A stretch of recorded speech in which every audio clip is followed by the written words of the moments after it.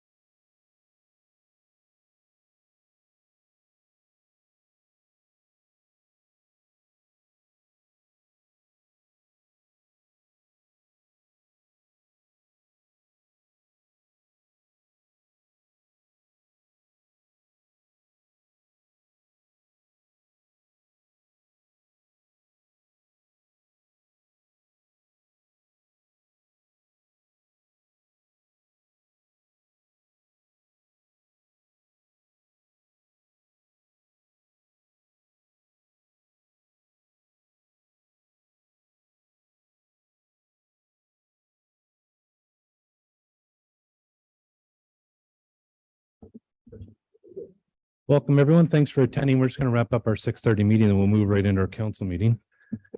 So I've got a motion that council of the town of Penetanguishene rise from an in-camera session with a report. I'll look for a mover. Councillor Marchand, seconder, Councillor LaRue. Call for the vote. All in favor? And opposed? That is carried. 5-1 is a report that staff be approved to proceed as directed with the in-camera session regarding Foundry Cove Marina, request to purchase a water lot, PL 2023-11. I'll look for a mover.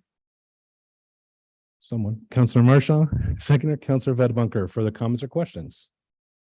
Seeing none, we'll call for the vote. All in favor? And opposed? And that is carried. Next is a motion regarding Heinsohn Marina, request to purchase a water lot, PL 2023-09. It's recommended that staff be approved to proceed as directed with the in-camera session. I'll look for a mover. Councillor LaRue, seconder, Councillor Marchand. Further comments or questions? Seeing none, we'll call for the vote. All in favor? And opposed? And that is carried. Question period from the media and public regarding the 6:30 meeting. Seeing none, we'll look for a motion to adjourn at 7 p.m. by Deputy Mayor, seconder, Councillor LaRue. All in favor? And opposed? And that is carried. And we'll reconvene here in a minute. We'll just let Sarah rejig, or we're good? Okay. We don't need a rejig. So welcome everyone to our council meeting for Wednesday, April the 12th, 2023. We're going to call our meeting to order at 7:01 p.m. Thank you for attending your participation tonight. We'll start off with our Penetanguishene land acknowledgement. Penetanguishene respectfully acknowledges that we are on the traditional and treaty territory of the Anishinaabe people and their ancestors, now known as the Williams Treaties First Nations territory. This includes Chippewa Tri-Council, comprised of Bosley First Nation, Rama First Nation, and the Georgina Island First Nation, Alderville, Curve Lake, Hiawatha, and Mississaugas of Scugog Island First Nations. Also, once the home of the Huron-Wendat, and more recently the historic settlement of the Métis, Penetanguishene is now home to many Indigenous peoples. Penetanguishene is proud of its Indigenous name, and more importantly, that for thousands of years, it has been and will continue to be an important homeland and gathering place for Indigenous people. We recognize that we are the stewards and caretakers of these lands and waters, and are responsible to ensure that our mother, the earth, is here for future generations. Thank you. Next is our welcome and council commitment. So again, welcome everybody for attending and participating here this evening. We'll start with brief comments from council in a minute, but we're going to do our council commitment. So I'm going to turn it to you, Councillor LaRue, if you can welcome us with our council commitment in French, please. And we'll ask council stand. Thank you, Your Worship. Engagement du Conseil pour la ville de Penetanguishene. Nous sommes reconnaissants des nombreuses grâces accordées à Penetanguishene et à ses citoyens dont la liberté, les possibilités et la paix dont nous jouissons. Que nous soyons des intendants dignes de tout ce qui nous a été confié. Nous demandons que toutes les personnes présentes et celles qui n'ont pas pu se présenter nous aident à promouvoir une bonne gouvernance. Que nos décisions à titre de membres du Conseil soient éclairées et que nous soyons tous renforcés à prendre conscience de nos devoirs et responsabilités. Que l'on nous accorde la sagesse, la connaissance, la volonté et la compréhension qui nous permettront de préserver la bonne fortune de la ville au bénéfice de tous, ainsi que de faire de bonnes lois et prendre de sages décisions. Merci de votre présence. Thank you, Councillor LaRue. And Councillor Vadebunker. Thank you. We are grateful for the many gifts which have been bestowed on Penetanguishene and its citizens, including the gifts of freedom, opportunity, and peace that we enjoy. May we be worthy custodians of all that has been entrusted to us. We ask that all in attendance and those who cannot be here assist us in promoting good government. May our decisions as members of council be enlightened, and may we all be strengthened in our awareness of our duties and responsibilities. May we be granted the wisdom, knowledge, will, and understanding to preserve the good fortune of the town for the benefit of all, and to make good laws and wise decisions. Thank you all for attending. Thank you, Councillor Vadebunker. Next is our approval of the agenda. It's that the agenda of the regular council meeting of April the 12th, 2023 be approved as presented. Mover, Deputy Mayor LaRose, seconder, Councillor Marshall. Any further comments or questions, revisions to the agenda? Seeing none, we'll call for the vote. All in favor? And opposed? And that is carried. Number 5 is our declaration of pecuniary interest, either now or at the time of. Do any members have any declarations of pecuniary interest? Seeing none, moving on to number 6, our statement from members, an opportunity for members of council to share some good work that they're doing within the community. So I'll just start off by thanking again everyone for coming tonight and participation last a while. And I just want to celebrate and emphasize the great work that we're doing with our police services board. And I'll just turn to Jeff in a second, but if you can pass on my appreciation to staff for facilitating what I'm hearing is one of the first orientation sessions in our region for the police service board that was well done. And I think we're well situated to move forward. So some exciting stuff as we move forward on that front. I'll turn to you, Councillor. Thank you, Your Worship. Actually, I'm sure everyone knows that I have been away on vacation that I enjoyed tremendously. I had great weather traveling both ways and at my destination. But on the other hand, there is nothing like home. And it was great to get back home. And I was extremely pleased on Saturday past, the Easter Saturday. I attended for a short period of time to the extravaganza at the museum, and I was just flabbergasted at the number of children and parents that were there for that extravaganza. A great turnout. Thank you, Councillor. Councillor Marshall. Thank you, Your Worship. I would just start by saying I had the opportunity to attend the SSCA Environmental Awards about 2 weeks ago to represent the town of Penetanguishene. So it was wonderful to see a room full of individuals who are very conscious and supportive of the SSCA and the environment. I was particularly moved by the student award that was presented to a young female student at Georgian Bay District Secondary School, and the amount of work that she's done in terms of environmental cause and initiatives there has just been, it was really wonderful to see that recognized. And also there was a lifelong achievement award presented to Keith Sherman, who I had the privilege of working with many years ago when I worked for the town of Midland. So it was wonderful to see him recognized, and he continues to volunteer there. So I just wanted to highlight that. The other thing I would say is I would like to congratulate the U13 Penetanguishene team who we celebrated, and when they won Silver Stick, and this weekend they are the top Ontario team. U13 won the OMHAs, and they worked so hard the last 5 years, undefeated this season, 24 games. So I'm hoping we get to bring them in and raise that banner in our arena. So we should be proud that we have a top Ontario team, and we should celebrate that. Thank you, Councillor Marshall. Councillor Vadabunker. Thank you, Worship. Like Councillor LaRue, I was away for a couple of weeks. I did attend some meetings virtually, including the Police Services Board orientation, and I agree with you, Your Worship, that it was very well done. And I know it was a vast improvement over the last time I had an orientation with the Police Services Board many years ago. So kudos to staff and the OPP for organizing that. Thank you. Thank you, Councillor Vadabunker. Deputy Mayor LaRose. Thank you, Your Worship. I just wanted to give everybody a little update on our construction project over at the library. The big core cutting of the floor to make room for the new stairwell was completed yesterday. So the big part of the mess, the noise, the racket, the hauling of the cement out, the cranes, all that work has been done. So it's a little messy down there, but we should see it starting to come together rather than coming apart anymore. Thank you, Thank you, Deputy Mayor. Councillor DeRush. Thank you so much. As chair of the Community Wellbeing Committee, I had the pleasure of participating to a recent Ontario Age Friendly Communities Outreach Programs Evaluation Workshop Series. And this workshop series was actually intended to guide us on how to incorporate evaluation into our age-friendly plan, which we as a town did put one in place a couple of years ago.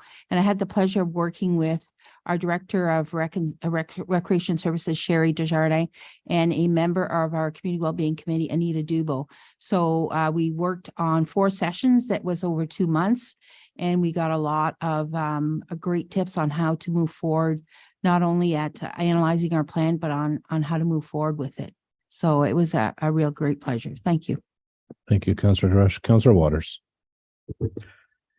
Really not a whole lot to add to what's been said.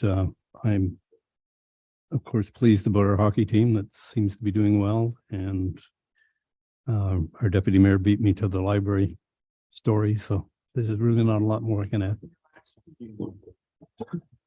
Thank you. And we'll turn it to our CO, Jeff Lees. Thank you, Worship. Three very quick things. One, with the summer weather that we've been receiving of late this week, our public works team is hard at it will be hard at it over the next 3 to 4 weeks cleaning up from the winter, but a big kudos to them for their hard work over the winter. Despite the fact that maybe it wasn't a normal winter, there still is lots to do and lots to maintain, despite the fact that we maybe didn't have as much snow as usual. From a recruitment perspective, we're currently in the midst of recruiting or have recruited for upwards of 20 to 25 positions, most of which are contract. So that certainly is being felt across the organization and across various departments. But I am pleased to say, despite the climate from a hiring perspective, we are seeing some success and continue to chug along in that respect. The last piece I would just comment on quickly is our strategic plan. That is well into its process. And I'm pleased to say that we're getting lots of participation and good feedback from the community. And our next community open house is next Tuesday, April 18th at the Arena at 6:00 p.m. And the community and residents and businesses are all welcome to participate and attend. Thank you, Your Worship. Thank you, Mr. Lees. Thank you, everyone, for your comments. We'll move on to our next item here is public meeting 7A. Regarding a plan of subdivision for 138 Robert Street. So this is a public meeting tonight under section 22 and 34 of the Planning Act to consider an application for an official plan amendment to the town's official plan and zoning bylaw amendment to the town zoning bylaw 2022-17. The applications are to facilitate a subdivision development at 138 Robert Street East. To council. The purpose of this public meeting is to provide an opportunity for the public to make comments. The purpose of this public meeting is not to engage in a debate regarding the merits of the application, nor is it intended to be a question and answer session. There's an opportunity later in the meeting to ask questions on the applications after the public meeting has concluded. So I'm going to turn to Andrea. If you can introduce the application for us, Andrea, please, and if you can confirm the notification and any correspondences that have been received, and if you can outline the proposal for us, please. Thank you very much, Your Worship, members of council and the public. This application is for the property at 138 Robert Street East. The application was received on January 3rd, 2023. The application was deemed complete on March 6th, and notice was given the following day on March 7th. Notice is given to any property owners within 120 meters of the subject property. It was posted on our website, as well as notice signs were installed on the property in accordance with policy. In advance of tonight's meeting and attached to the staff report coming up, we have received correspondence from the following agencies, from Bell, Canada Post, Enbridge, the Severn Sound Environmental Association, and the Simcoe County District School Board, all of which you can find in the staff report. The proposal, as noted, is there's 3 applications, the first being an official plan amendment. This is an official plan amendment that would redesignate lands currently identified as employment and redesignate them to residential uses. The second is a plan of subdivision, and it would see the development of a residential side of subdivision as well as employment lands. And the last is the zoning bylaw that puts site-specific performance standards for both the residential lands and some other facilities in there, the employment lands and so forth. So for those reasons, we've accepted the application and we're holding tonight's statutory public meeting to receive comments from the public. I believe Cameron Sellers is on the line from Innovative Planning Solution. He is the agent on behalf of the owner, and he's going to go through a much more detailed presentation to explain and identify what's happening there. So I'll let Cameron take it away. That's great. Thanks so much, Andrea. Can everybody hear me? Yeah, we can, Cameron. Perfect. Okay, good evening, everyone, and thank you very much for attending this public meeting tonight. My name is Cameron Sellers. I'm a planner with Innovative Planning Solutions here on behalf of the owners of the lands located at 138 Robert Street East. The purpose of tonight's meeting is to share with you project details regarding the proposed official plan amendment, zoning bylaw amendment, and draft plan of subdivision applications. Following this presentation, we do welcome any feedback on the applications this evening, and we will integrate that feedback with comments received from other circulated departments and agencies. Next slide, please. So relating to the site description and context, I've highlighted the subject property here in red. The property is located in the southeast portion of Penetanguishene, north and west of Thompson's Road, and south of Robert Street East. The site itself possesses an area of 31.6 hectares with 226 meters of frontage on Robert Street East and extensive frontage on Thompson's Road. The lands are irregular in shape with a general slope from east to west. The lands are vacant while being surrounded by a variety of uses, including an existing residential neighborhood, a school, a future recreation center, potentially at 51 Dunlop Street, a retirement center, an employment area, and environmental lands. Next slide, please. So this slide illustrates the current official plan designation and zoning of the subject lands. The image on the left depicts the official plan, which currently designates the site as neighborhood area in yellow and employment area in blue. The image on the right depicts the current zoning of the lands being rural and deferred development. As shown on the zoning image, the surrounding land uses include industrial, residential, institutional, rural, and environmental protection. Next slide. So this slide displays the proposed development for which we're here tonight. The intent of this development is to round out this particular corner of Penetanguishene by comprehensively developing the lands for residential and employment uses by way of plan of subdivision. The subdivision is proposed to possess approximately 564 residential units, shown in varying shades of orange and yellow in this image. There's 11 employment blocks, shown in purple, 2 stormwater management ponds, shown in blue, and 1 centrally located park, shown in green. The subdivision consists of a total residential area of roughly 14 hectares and total employment area of roughly 8 hectares. The residential lands are located adjacent to an existing residential neighborhood and institutional uses, while the employment lands have been consolidated and positioned adjacent to existing employment uses to the north, as well as being along major roads, ensuring they are well serviced by transportation routes. Next slide, please. So the purpose of the official plan amendment is to redesignate a small portion of the subject lands from employment area to neighborhood area, as shown in the hatching on this slide. The amendment further seeks the implementation of a defined policy area such that the town's official plan aligns with upper tier planning documents, facilitating conversion of these lands from employment lands to neighborhood area. So the portion of lands that is proposed for conversion is surrounded in 3 directions to the north, south, and west by neighborhood area uses, including residential and institutional. So such a situation creates the potential for conflicting land uses should an industrial operation be located on these lands in close proximity to existing sensitive uses. So the conversion seeks to align the neighborhood area designation with the dividing line to the south and north, while also providing a buffer by way of a new road to the employment uses. The proposed conversion would positively affect the overall viability of both the environment or the employment area and the neighborhood areas by eliminating the potential for conflicting land uses on multiple sides of the property. The lands that are proposed to be redesignated are isolated from the remaining employment lands through the proposed Street A of the development, and are generally more appropriate for residential uses as they demonstrate compatibility with the adjacent lands to the south, west, and north, which largely consist of low-rise residential, school, and potential future community center. Next slide, please.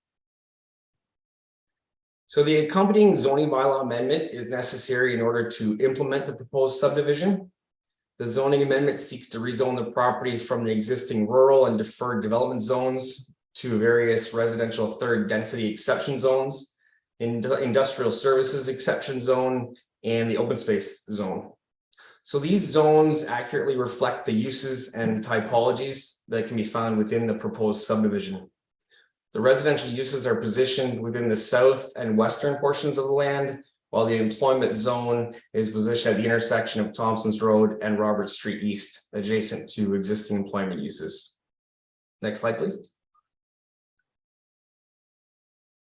So specific to the requested residential zoning, we're requesting 3 exception zones to permit a variety of single detached dwellings, 2 exception zones to permit a variety of standard townhomes, back-to-back townhomes, or stacked townhomes. And what this proposes is a variety of built forms and new home choices for future residents. Next slide, please. So this slide illustrates the draft plan of subdivision along with the land use statistics. 3 different lot types for single detached dwellings are provided for a total of 283 units. A total of 21 blocks are provided for rear lane townhomes, accommodating 126 units, and 2 medium density blocks are also proposed, consisting conceptually of condo townhomes, stacked townhomes, and back-to-back townhomes for a total of 155 units. 11 employment blocks are provided, contributing to the range and availability of employment sites within the town. The proposed internal road network has been designed to best integrate and mesh with the surrounding existing road network, providing extensions of Dunlop Street, Edward Street, and Gautier Drive. The subdivision further includes 1 centrally located municipal park, along with 2 blocks for stormwater management facilities. Next slide, please. So from a planning policy standpoint, the development provides residential and employment growth within an urban settlement area. The development efficiently utilizes the subject lands for appropriate uses, while also efficiently utilizing available municipal services. The employment land conversion is supported by the applicable criteria found within both the provincial policy statement and the provincial growth plan. Next slide, please.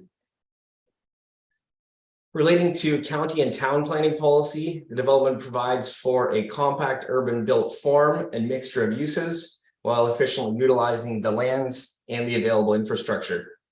The development provides for residential and employment uses on lands that are designated for such uses, while supporting the town's intent to develop designated greenfield areas in a compact form to support density targets. Next slide, please. So in relation to technical studies, a host of analysis and reports have been completed in support of the development, as you can see here. I won't go through this list. However, each of the studies shown will be reviewed by town staff and other peer review agencies. The comments from their reviews will be taken into consideration as part of the ongoing application process and subsequent resubmissions made to the town. Next slide. So in conclusion, the official plan amendment, zoning bylaw amendment, and draft plan of subdivision applications seek to facilitate a comprehensive and cohesive subdivision to round out this urban portion of Penetanguishene. The development provides for 564 residential units, 11 employment blocks, 2 stormwater management ponds, 1 municipal park, and an extensive and logical road network. The development provides for residential and employment growth in logical locations on lands identified for growth within the town. Next slide, please.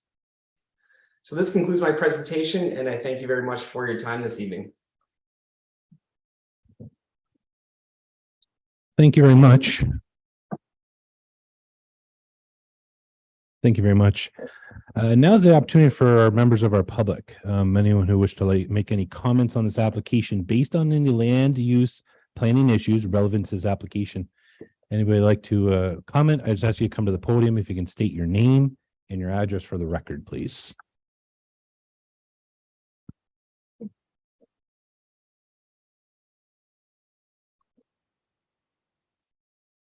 And Sarah, we have a couple of members online. Can we just see if there's any comments or thumbs up or waving or nothing?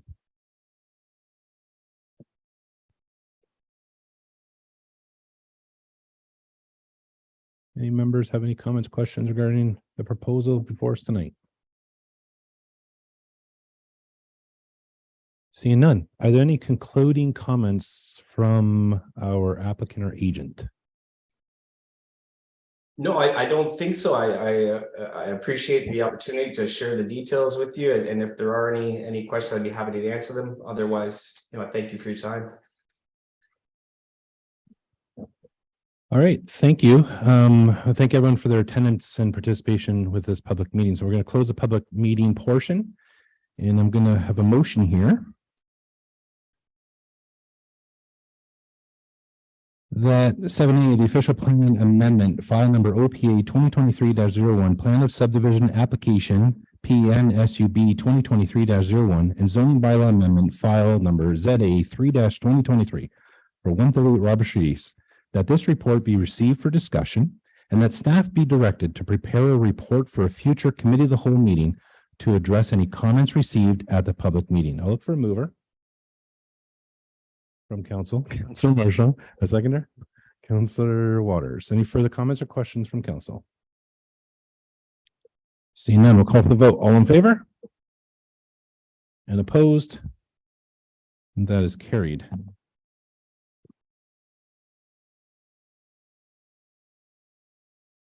Next is 7B is another public meeting this evening regarding another zoning bylaw amendment regarding 1056 Fuller Avenue.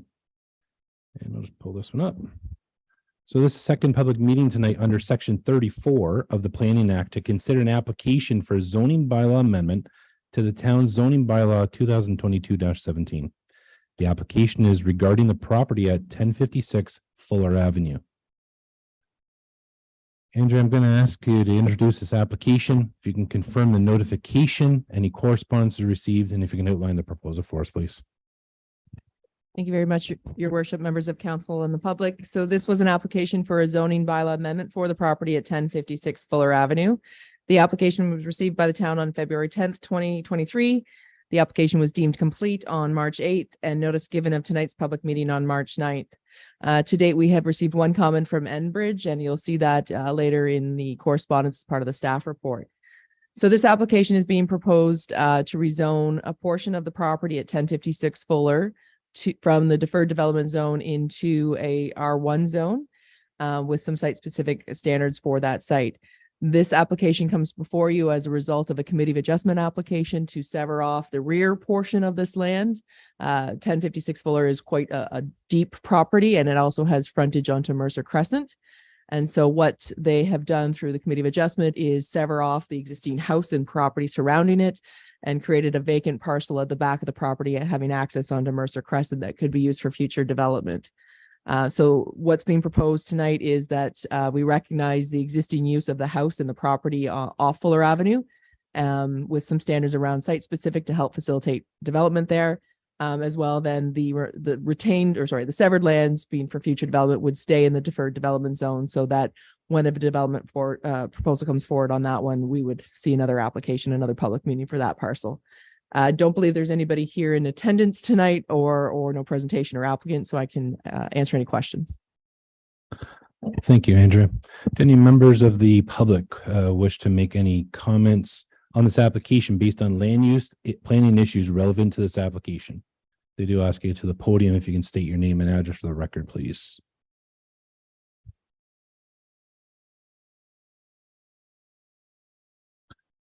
And Sarah, do we have any members from the public online asking to? And get any members from the public wish to make any comments on this application?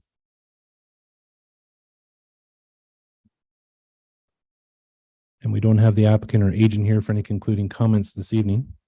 Andrew, just for clarity for members of public tonight, what's the process that unfolds from here? So the last recommendation comes back to the committee. Can you just outline what members can expect to see with this moving forward? Thank you very much, Your Worship. Certainly I can.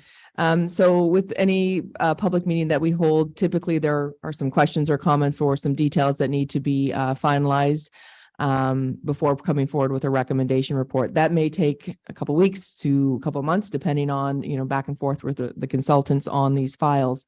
So in the future, we will have a report coming forward with a recommendation on these applications that will be presented to the committee of the whole and then ratified the next month by council. Approval for example of these will include for the subdivision draft approval. And so they will have so much time to fulfill their conditions of draft approval before development would actually take place. And then for any of these applications, there are appeal rights for people who participated in the public meeting. If you left comments or your name and wanted to be receiving a notice of the decision, should you wish to appeal the decision of council, you have that ability as well. Thank you, Andrew. So we're going to close the public meeting portion, and I'll just look to council if there's any comments or questions regarding this application. Seeing none, we have a motion that is zoning bylaw amendment file number ZA 2-2023 1056 Fuller Avenue. It's recommended that this report be received for discussion and that staff be directed to prepare a report for a future committee of the whole meeting to address comments received at the public meeting. I'll look for a mover. Councillor Vadabunker, seconder, Deputy Mayor LaRose. Further comments or questions? Seeing none, we'll call for the vote. All in favor? And opposed? And that is carried. Thank you. Moving on is deputations and presentations, and I'll go over to the podium and we hand out some checks and then we have a presentation.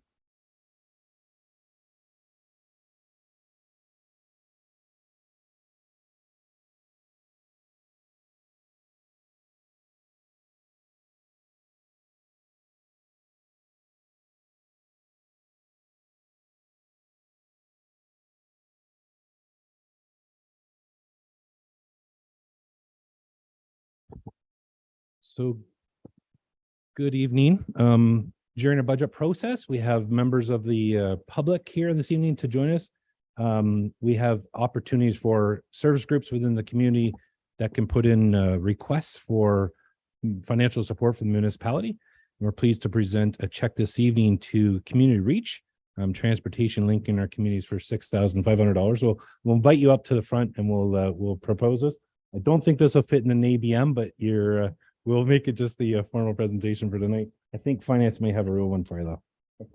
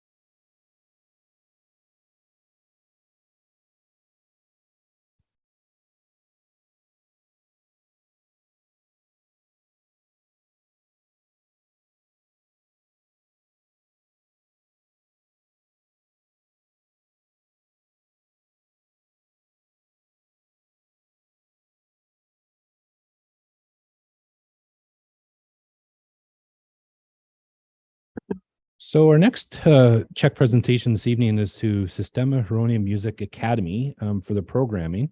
I'll invite you up for a check for $1,000. Again, we're having our chairs and vice chairs of our committees and our directors, because this happens by support of our entire team. So Kara, have you come up and support us? Again, $1,000 to the Sistema Huronia Music Academy. We'll do a presentation as well.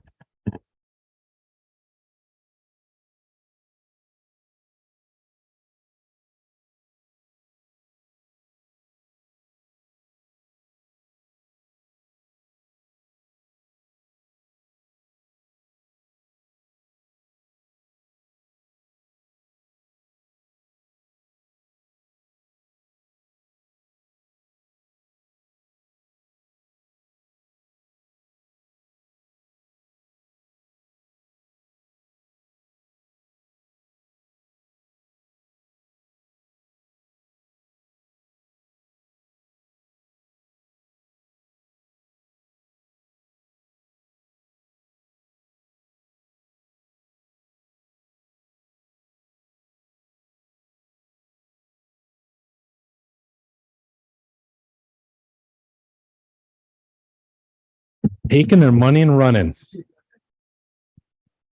We should have held on to the checks to the adjournment. Okay. Thank you, everyone. A lot of work goes in behind the scenes on that. So Jeff, to you and your team, I know you do all the heavy lifting. We just hold the big checks tonight. You even filled it out for us, but thank you for everyone for your work and for everything you do for the community we serve. So thanks. Moving on to our next presentation, we have a delegation from Michael Denhan from Lakehead University is going to present to us this evening. So thank you.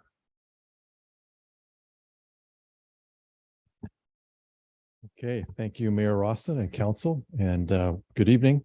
And good evening, members of the public. I'm also here with my colleague, Rebecca Truax, who I work with, who also went to high school in Penetanguishene and has very fond memories of the experience, of course. I'm Mike Denhan, Vice President, External Relations of Lakehead University, and I live in Simcoe County. I work on both the Orillia and Thunder Bay campuses. I'm up in Thunder Bay quite frequently, and I'm happy to be here to give you an update on Simcoe County's university. Next slide, please, Sarah. As a first-generation Canadian, I learned the value of a university education from my dad, who was fortunate enough to go to university after he immigrated to Canada in the 1950s. And after he graduated from Banting Memorial High School in Alliston, my dad pushed me to go to university as well. And I now work at a university that works hard to ensure that any student from any walk of life can have access to a university education and thrive. Since 2006, our mandate has been to provide learners with access to degree-level education. When the Orillia campus was established in 2006, the degree attainment rate in Simcoe County was below the national and provincial levels. In 2016, only 18.3% of people aged 25 to 64 in Simcoe County had a bachelor's degree or higher, which was less than the provincial average of 32%. Since 2016, Lakehead Orillia has seen tremendous growth in its student population.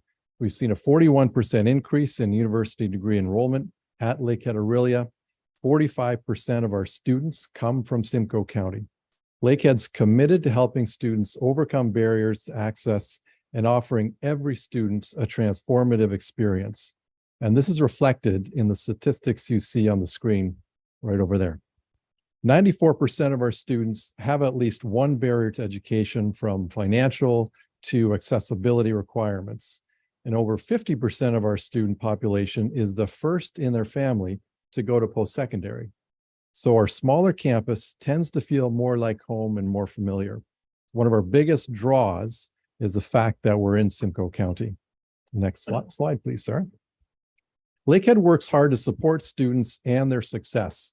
We also play a significant role in the economic development of the region.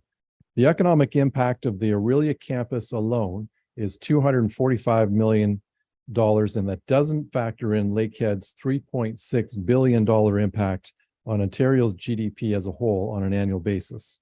Having a university here in Simcoe County generates a number of benefits. It attracts students from other parts of the province to the county, increasing the number of students that will stay and live here. We have over 2,500 Lakehead University alumni living within Simcoe County. We also attract students from other countries, increasing the diversity of the population of the region.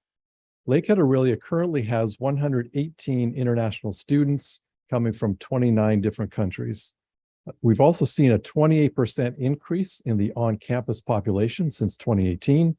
And after graduating, these students apply for work permits that allows them to work here for 3 years full-time, and that allows them to then apply for permanent residency.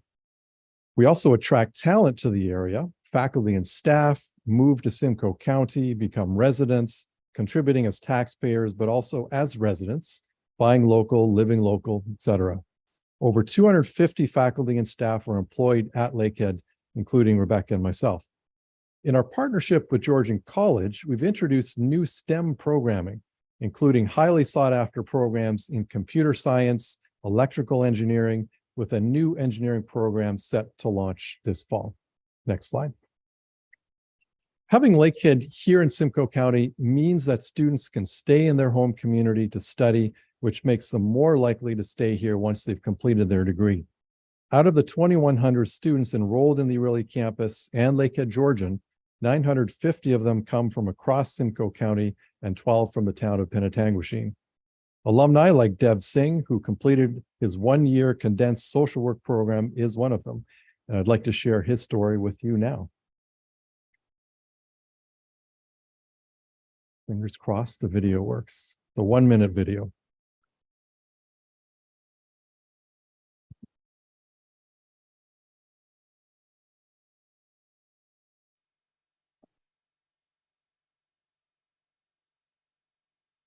My name is Dev Singh. I am a That's great. Thanks, Sarah.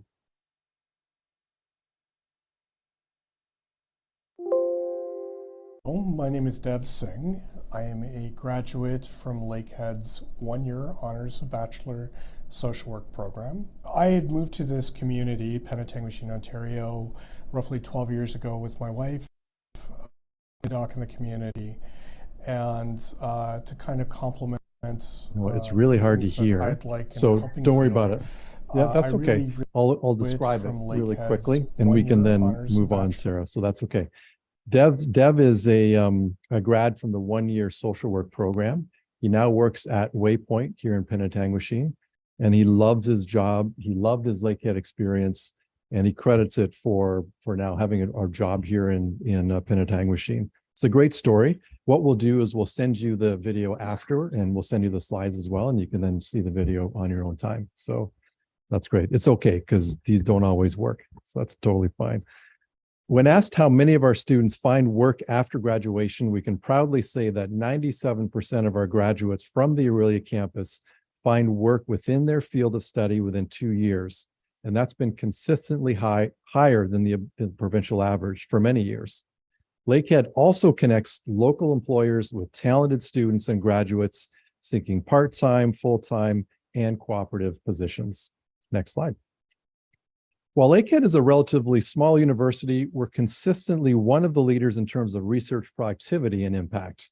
Since 2006, Orillia faculty researchers have been awarded more than $6.3 million in research funding. These are areas like cybersecurity, the arts, environment, even EDI. For example, Dr. Jeppesen, who you see on the slide here, she's engaged in critical equity, diversity, and inclusion research, working with an international team of community organizations and community engaged scholars. She's also working to better understand the EDI practices of organizations. Results from this work will inform the development of artwork, media, toolkits, and workshops that will support organizations across Canada working for change. And as an example, we're using this work even now to train all of the City of Orillia employees in EDI work that we're doing with the City of Orillia. Next slide, please. In addition to industry partnerships for collaboration to conduct research, Lakehead also provides access to resources for industry and education opportunities. As you can all imagine, education must evolve to continue meeting the needs of our region. Lakehead continues to work hard at this at both the high school levels and with people who are retired or beyond their 4-year degree as part of our lifelong learning and continuing education programs. Working with the high school students in the specialist high skills major, we've offered the Ontario Youth Naturalist Certificate program in high schools across the county. Through the Office of Community Engagement, Lifelong Learning, our team facilitated lectures and workshops in the last year for over 750 learners age 50 and over. We're also partnering with local businesses to create micro-programming, such as equity, diversity, and inclusion training to support the upskilling of our current workforce. Next slide. You can be proud that Lakehead is the highest ranked university in the world with under 10,000 students in the Times Higher Ed Impact Rankings. The Orillia campus now has over 2,000 students, and we're out of space. We're also looking into the future and remain committed to serving the county. This means we aim to grow our student body from 2,000 to 3,500, and we'll add 10 new programs we plan to align with the future needs of the region. Our future is growth and service. Last slide. So thank you, Mayor, Council, for this wonderful opportunity to be here with you and give you an update on Simcoe County's university. Through the chair, I invite you to ask any questions. I also invite you to a tour of campus. We'd love to host you, give you a tour, perhaps even over breakfast and a meal, and show you around a little bit at some point in the near future. Happy to take questions through the chair. Michael, thank you so much for your presentation. I know the work that you're doing is phenomenal. I know I've talked to a couple of people recently, and the work that the county is doing with the Lynx bus is helping remove that barrier and getting people to the university, and I think it's having a tremendous impact. I'm glad we're doing that work. Most recently, I saw your MOU you signed with Soldiers Memorial Hospital, and I think you're doing a lot of really great things from the health human resource piece. So congratulations for all your work, and thank you for that. Members of council, do we have any comments or questions for Mr. Den Haan? Councillor Vedbunker.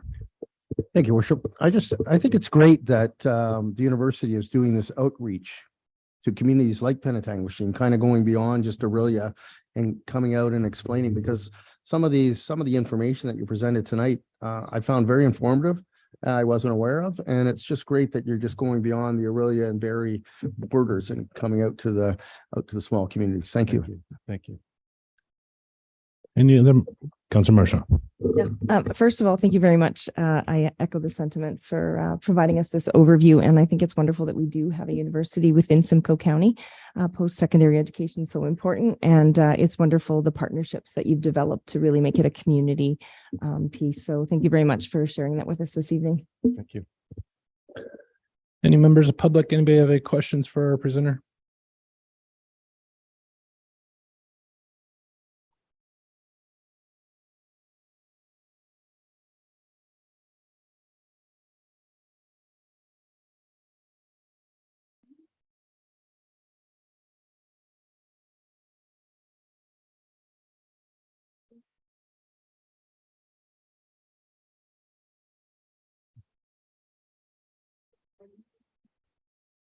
Competing with other universities? Yeah, it's a really good question.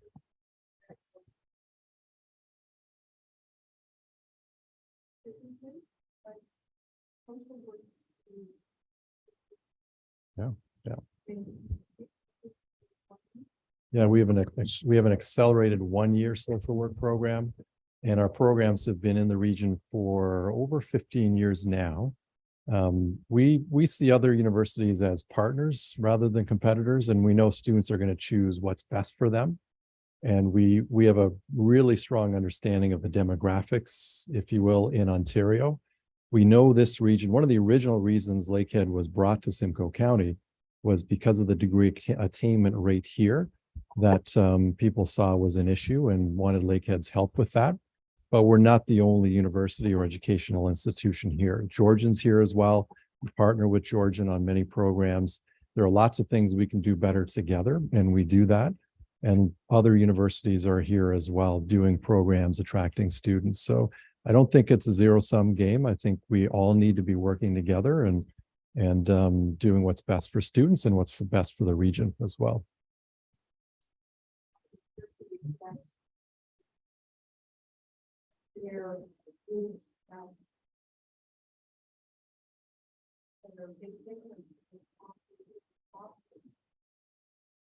Oh yeah, absolutely. Absolutely. Yeah. Yeah, it's an accelerated program. It has some unique features to it. And it's attractive to a certain segment of the student population and it works well for them. It doesn't work well for everybody. Other people need a more conventional 4-year program. We also offer that, as do others. So my son's in grade 12, so he's asking all these questions as well and planning to make a choice pretty soon. So it really depends on what everyone's needs are. Thank you. And then just to restate the question, just so people online hear this, the question was whether or not you're competing with other facilities like York. And what I'm hearing is there's a lot of collaboration and partnerships, and I don't think there's competition. It's sharing and making it accessible. Thank you so much for participating tonight, sharing the good work you're doing. We really appreciate it. Thank you. Thank you. Adoption of the minutes not already confirmed. Before I read out the motion, do any members have any revisions to any of the minutes? Okay, we have a motion that the following minutes of the council meetings be confirmed and adopted as circulated. We have council for March 8th, 2023. Special council for March the 8th, 2023. Special council March 22nd, 2023. I'll look for a mover. Councillor Waters, seconder. Councillor Marchand. For the comments or questions? Seeing none, we'll call for the vote. All in favor? And opposed? And that is carried. 10 is our consent agenda. We have no items on our consent for this evening. Number 11 is our matters for consideration. 11A is our Town Dock Technical Advisory Committee. Committee composition PL 2023-18. It's recommended that the membership composition for the Town of Penetanguishene Town Dock Technical Advisory Committee be approved in accordance with the staff report PL 2023-18, being proposed to the following: 5 non-voting members and 4 members of town staff to act as project team, including the Chief Administrative Officer, Director of Planning and Community Development, Director of Recreation and Community Services, and the Manager of Capital Projects. 1 member of staff in the County of Simcoe Economic Development Department, and 3 members of council to be appointed to the Town Dock Advisory Committee. 4 residents representing local businesses or heritage or the boating community, tourism voters, or tourism providers, and 2 members representing the indigenous communities. So we'll look for a mover to get this on the floor, and then we'll talk about our council add-on. So mover, Councillor Vadabunker, seconder, Deputy Mayor LaRose. So we'll open up to some comments, questions. Deputy Mayor. Thank you, Your Worship. We've looked at this a couple times, as everybody knows. I still have a bit of an issue. I think it's still a rather large committee to try and get through. So I was thinking the other day about maybe doing it a different way. And I'm wondering whether we just put this part on hold for a little bit to develop the committee and do a couple of special council nights where the public could come, where all members of council could be here, and sort of send the committee off with a straightforward focus. I don't want to see what happened last time where, for a number of reasons, COVID, the size of the committee, all the people that were doing their thing, they spent a whole lot of time and effort. Money was spent, and then when it got to the council table, it was a complete different direction once the public got involved. So rather than trying to do that and repeat that again, I'm just wondering if all of us as council would invite the public in, get some direction from council, then we could see what we need to form for a committee to move forward. At least we'd be moving in the right direction. Yep. Deputy Mayor, is that comments for now? Or are you moving amendment, or are we just putting it out and seeing where it goes? Doesn't matter at this point. I'd like to hear what everybody else has to say first, I guess. Councillor Roux. Thank you, Your Worship. I'd like to perhaps ask our Director of Planning what kind of timeframes are we looking at or expecting or would wanting on this committee? I know that I don't disagree wholeheartedly with the recommendations of the Deputy Mayor, but it looks like to me that it will put a fairly long delay on getting this committee off the ground and running. So we'll turn it to you, Andrea, or Jeff for some comments on Councillor Roux's comments. Yeah, thank you very much, Your Worship, through you to Councillor LaRue. So this project is subject to a grant from the County of Simcoe. The intention is that the grant be fully spent and the project be complete by the end of August, and then we have a month's reporting times.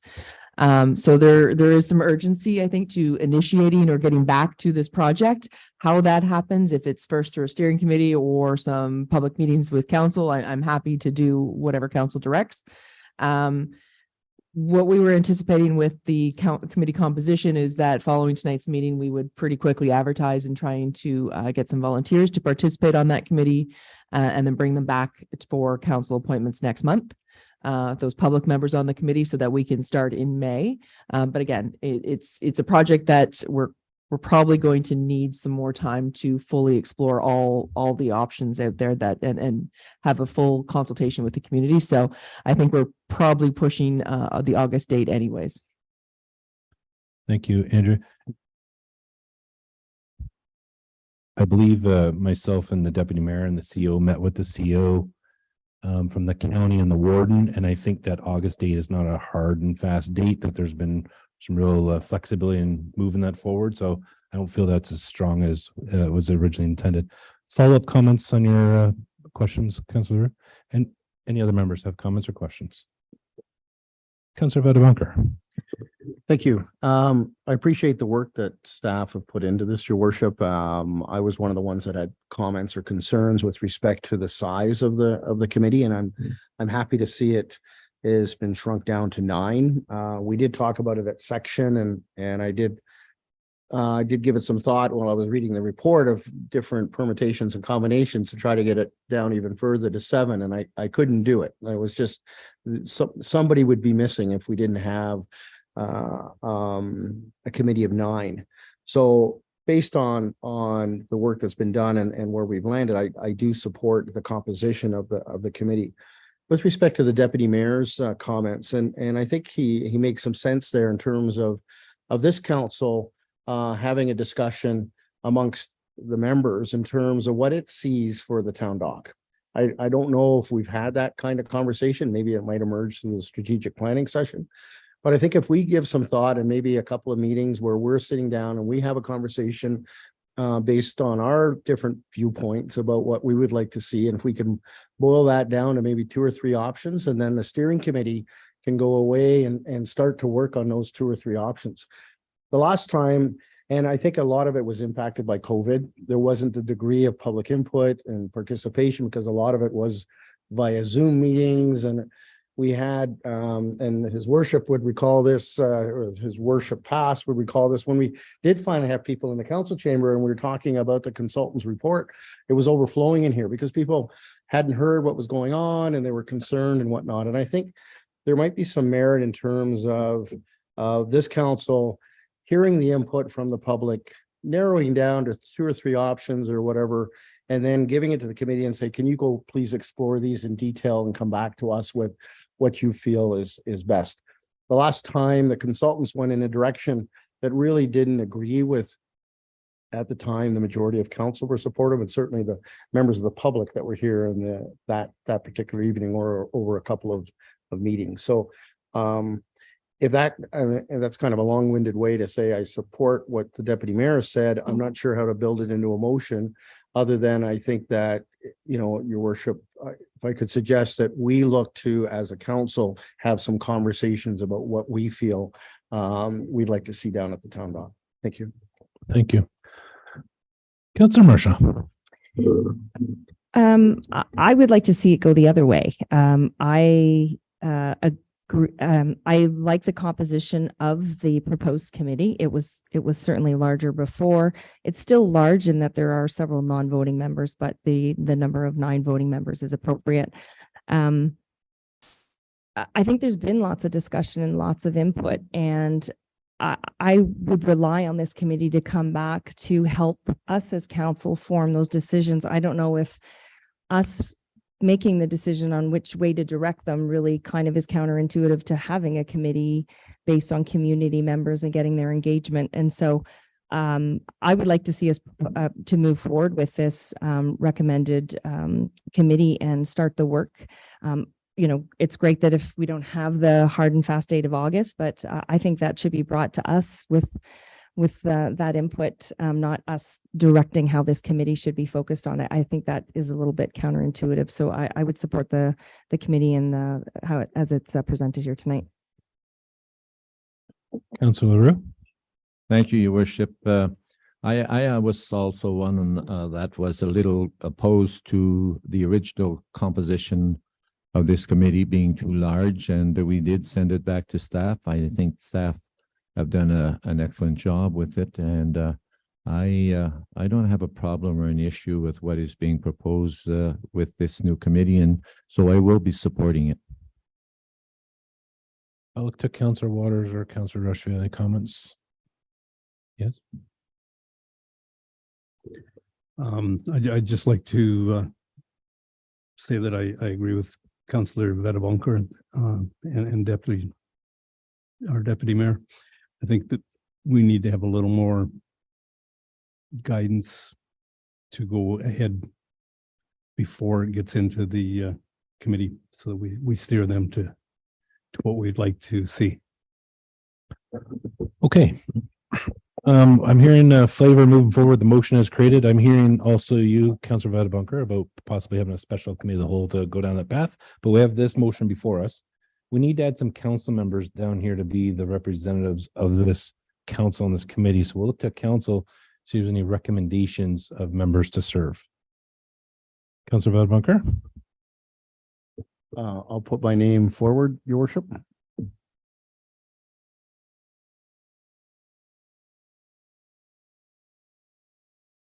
We have two. Councillor Marshall, any others? And Councillor Waters. Oh, we got to put a straw hat here now. Okay, we have 4 for 3 right now. We could do paper, rock, scissors.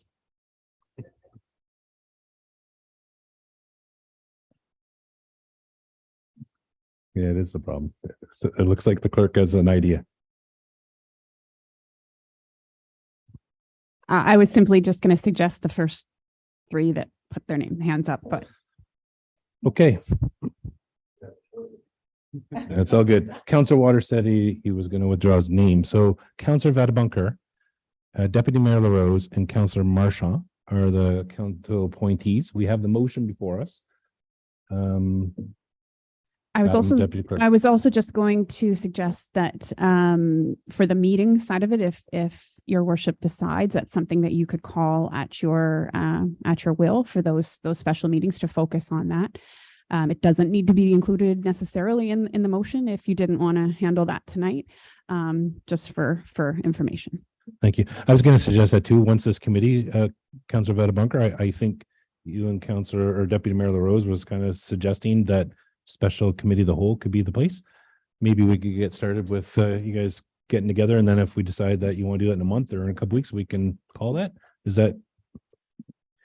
Thank you, Worship. I think that's an excellent idea. I think the constitution of the committee is going to take some time to go through that process. And in the interim, we could look to schedule something at your desire to have that discussion. Perfect. Thank you. Stacey, we have a mover and seconder on this motion. We've had so much discussion, I'm forgetting. We do. Okay, any further comments or questions on this terms of reference as presented? Seeing none, we'll call for the vote. All in favor? And opposed? And that is carried. Thank you, everyone. Jeff, thank you to you and staff for us going back and forth like a tennis match, but we finally got it. Moving on, number 12 is a presentation, consideration of report for committee of the whole. Like we've done the past little while, we'll ask our chairs of our section to present their committee of the whole report from our March 8, 2023 meeting.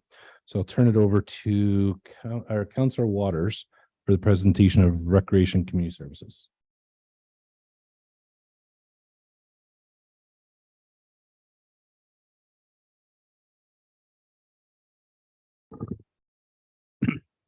At our last council of the whole meeting, the Recreation Community Service Committee had 4 items. The first item that they received was a memo from the Director of Recreation and Community Services regarding the County Road 93 entrance sign. The committee also received a memo from the curator of the museum supervisor regarding a museum membership partnership. The committee received a Museum and Heritage Advisory Committee minutes from November and January. And we also approved the designation and committee commitment to the standards of the Bee City Canada program. Thank you, Councillor Waters. We have a recommendation contained within the committee whole report related to the Recreation Community Service section be approved. Going to be moved by you, Councillor Waters. Sure. And the seconder, Councillor Marchand. Further comments on this? Call for the vote. All in favor? And opposed? And that is carried. I'm going to turn it to you, Councillor Vedabunker, for presentation planning and development services section. Thank you. So this are the highlights from the March 8th Planning and Community Development Services section. I just want to highlight 3 items that the committee dealt with. Committee received a memo dealing with the short-term rental licensing administrative monetary penalties bylaw update and reminded committee that the short-term rental licensing bylaw is in effect as of January 1st. We've engaged a third party to assist us with the enforcement of short-term rentals. And on March 1st, the town launched a 24/7 hotline to submit complaints and make comments. So that was all contained in that report. The second item that I want to highlight is committee had a discussion about a proposed bylaw permitting the use of all-terrain vehicles on municipal roadways. Committee had a lengthy discussion about that, and that ended up being referred back to staff so that staff could look at some options to perhaps permit all-terrain vehicles on roadways. The third item was that, and it'll be dealt with later this evening, is that committee reviewed a proposed parkland dedication bylaw, which puts in place policies to guide staff and developers with respect to parkland dedication that comes forward as a result of subdivision applications or site plan applications. So we didn't have a policy like that before, so that'll be dealt with later in council agenda. And just finally, we had new referral items to add to the agenda. Thank you, Worship. Thank you, Councillor Vadabunker. We have recommendation contained within the committee of the whole report relating planning and development service section be approved. Be moved by Councillor Vadabunker, seconded by Councillor LaRue. Any further comments or questions? Seeing none, we'll call for the vote. All in favor? And opposed? And that is carried. I'm going to turn the chair over to you, Councillor Marchand, for presentation, transportation, environmental services section report. Thank you, Your Worship. We had two items. We had the St. Andrews Village redevelopment pre-services agreement. And the second item was the Chatham Street change order. There was a financial increase there. Those were the only two items. Thank you, Councillor Marchand. We have recommendation contained within the committee of the whole report related to transportation, environmental services section be approved. Moved by Councillor Marchand, seconded by Councillor LaRue. Further comments or questions? Seeing none, we'll call for the vote. All in favor? And opposed? And that is carried. And I'll turn to Councillor DeRush for the Finance and Corporate Services section report. Certainly. So the Finance and Corporate Services had only one consent agenda item, being the 2022 annual remuneration report. The town is legislated to provide council with an annual remuneration report for council, boards, and committees, and make it available to the public. In addition to the annual remuneration, the report included associated benefits and expenses paid to and on behalf of members of council, boards, and committees. And that's it, Your Worship. Thank you. Thank you, Councillor DeRush. We have recommendation that the recommendations contained within the committee of the whole report related to finance and corporate services section be approved. And it's moved by Councillor DeRush, second by Councillor Marchand. Further comments or questions? Seeing none, we'll call for the vote. All in favor? And opposed? And that is carried. Thank you again for everyone for the work on that. Again, that's what we talked about last council committee of the whole. We bring them forward and ratify them tonight. And that's just to give you an update about what that was. 13 is a presentation consideration of the report regarding special committees. 13A is our special committee of the whole report for March the 22nd, 2023. We have recommendation contained within special committee of the whole report for March 22nd, 2023. Be approved. I'll look for a mover.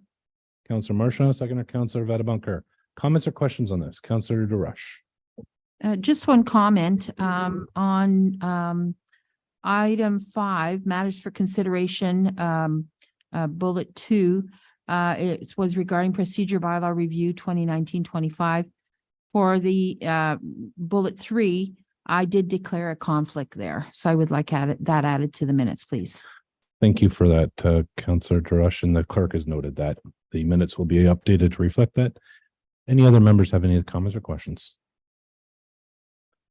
Just for clarity on this meeting, this was a great meeting. This was about designating our future 51 Dunlop lands.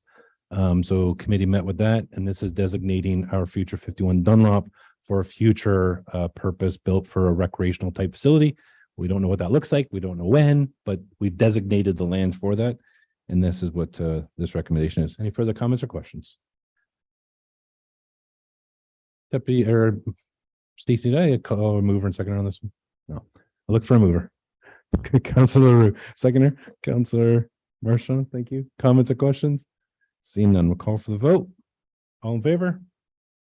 And opposed? And that is carried. And 13B is our special committee of the whole report from March the 30th, 2023, that the recommendations contained within the special committee of the whole report for March 30th, 2023 be approved. I'll look for a mover. Counselor Marshall, seconder, or Deputy Mayor LaRose. Further comments or questions for anybody? Counselor Vadabunker. Thank you, Worship. And maybe Deputy Mayor can confirm this, but I understand subsequent to our meeting, there were meetings for the other two municipalities, Tiny Township and the town of Midland, and they also supported the recommendations dealing with the Huronia Airport Commission. Is that correct? I'll turn it to you, Deputy Mayor.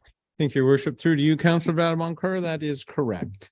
They both passed the same night as we did, some a little quicker than others, but it was all said and done before 9 o'clock, I would say. So we're getting ready at our commission meeting to start dealing with the ramifications of all of this. Thank you. Deputy Mayor, maybe just give a quick update for everybody. What is this? We've been saying this, but what is this? Well, this is a proposal that was brought to us about a year and a half ago. And the original part is we have someone looking for approximately 6 acres of land. They want to base this as a mining hub where they would drive their workers up to here, fly them from here to the Ring of Fire up north as it goes. And they're hoping to build a rather large facility to facilitate that and the homes of their planes. Thank you, Deputy Mayor. So again, the March 30th was our airport presentation with our neighbors, and it was given the authority to the commission to proceed. We have a mover, we have a seconder on this motion. Any further discussion? Seeing none, we'll call for the vote. All in favor? And opposed? And that is carried. Number 14 is our motions which notice has previously been given. We have none. 15 is our notices of motion. Do any members of council have a notice of motion? Seeing none. 16 is our consideration of bylaws. Before I read them all together, do any members have any bylaws they want to remove for any further discussion? Okay. So we have a bylaw 2023-15 being a bylaw to appoint Madison Langridge as a municipal law enforcement officer for the town of Penetanguishene. Bylaw 2023-16 being a bylaw to appoint property standards officer for the corporation of the town of Penetanguishene. 2023-17, a bylaw to provide for the conveyance of land for a park or other public recreational purposes, or the payment of cash in lieu of a conveyance of land as a condition to the approval of a plan of subdivision, consent, or development or redevelopment of land. Bylaw 2023-18, a bylaw amendment to appoint municipal law enforcement officers for the town of Penetanguishene, the fire department. And bylaw 2023-19, a bylaw to establish a public highway. And the council of the town of Penetanguishene introduced the following bylaws: 2023-15, 2023-16, 2023-17, 2023-18, 2023-19. Bylaws being read a first time, deemed to be read a second and third time and carried. I'll look for a mover. Okay, Deputy Mayor LaRose, seconder. Councilor Vadabunker, further comments or questions? Seeing none, we'll call for the vote. All in favor? And opposed? And that is carried. Moving on is 17 is our County of Simcoe update. I'm going to turn it to you, Deputy Mayor LaRose, for our Simcoe update. Thank you, Your Worship. Back in March 28th, down at the county, we had a training session along with our integrity commissioner, and it was for all of county council members, plus all municipal councilors were invited. So we ended up, Councilor Marshall was there, Councilor Waters was there, yourself, myself, our clerk, our CAO was there. It was a very busy day for learning and stuff, and we all hopefully got something out of it. At our earlier meeting in March 14th, county was able to give us, as in us, the town of Penetanguishene, some very good news. It is that we should be having a fully staffed ambulance running a 12-hour shift every day out of our old fire hall. So somewhere close to the end of this month, we should see that change take place. It should help with our ambulance response times and transport times. So we're very, very happy to see that come to fruition. And we'll go with that. Thank you, Deputy Mayor. Number 18 is our question period from the medium public. Do any members have any questions regarding anything on the agenda? If you do, ask you to go to the podium so we can all hear what you have. Seeing none, 19s are announcements and inquiries. Any members of council have any announcements or inquiries? Seeing none, sorry, Councillor Vadabunker. Thank you, Worship. Just one, and I just was reading, I think the county of Simcoe has opened up for the 2023 year, their bursary program. And they're offering, I think it's a $3,000 bursary for a student who is planning to go to post-secondary school. And it's one of those kind of things that kind of flies underneath the radar. So I just wanted to put that out there that there is that bursary program. And if there's students out there that want to take advantage, there's an application process and they should look into it. Thank you, Councillor Vadabunker, for that. And maybe we'll talk to Sarah and see if we can push that out on our social channels and in our newsletter. So thank you for that. Any other members of council have any announcements or inquiries? Jeff, I'll turn to you and your team. Any announcements or inquiries? Your worship, no, none here. Thank you very much. Thank you. We're going to go to number 20 is our confirmation bylaw. That the confirmation bylaw 2023-20 be signed and sealed by the mayor and clerk. Look for a mover. Councillor Marshall, seconder, Councillor DeRush. All in favor? And opposed? And that is carried. And we'll look for an adjournment at 8:15 PM. A mover by Councillor Vadabunker, seconded by Councillor LaRue. All in favor? Opposed? That is carried. We'll reconvene in 5 minutes as committee of the whole.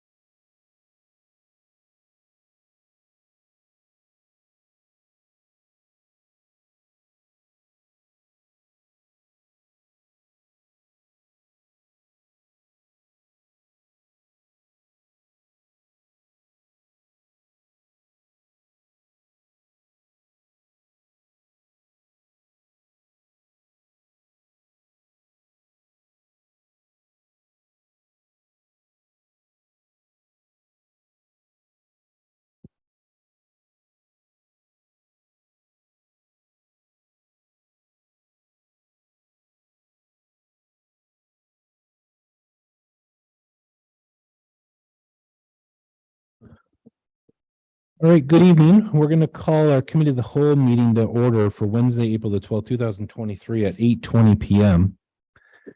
Number 2 is our approval of the agenda. It's recommended that the committee of the whole agenda for April the 12th, 2023 be approved as presented. A mover, Deputy Mayor LaRose, seconder, Councillor DeRush. Comments or questions? Seeing none, we'll call for the vote. All in favor? And opposed? That is carried. Number 3 is a declaration of pecuniary interest. Any members have any declarations of pecuniary interest? If you find you have one at the time, just declare at the time of. Number 4 is the presentations and delegations. We don't have any this evening. Number 5 is our council information package. We have 2 for March the 22nd, 2023 and April the 5th, 2023. Before we read the motion, any members want to remove any for any further discussion? Seeing none, we have a motion that council information packages have been given due consideration be received for information. A mover, Councillor Vadabunker. Let's get the motion, then we can make it friendly. But you're moving it. And seconder, Councillor LaRue. Comments or questions? Councillor Vadabunker.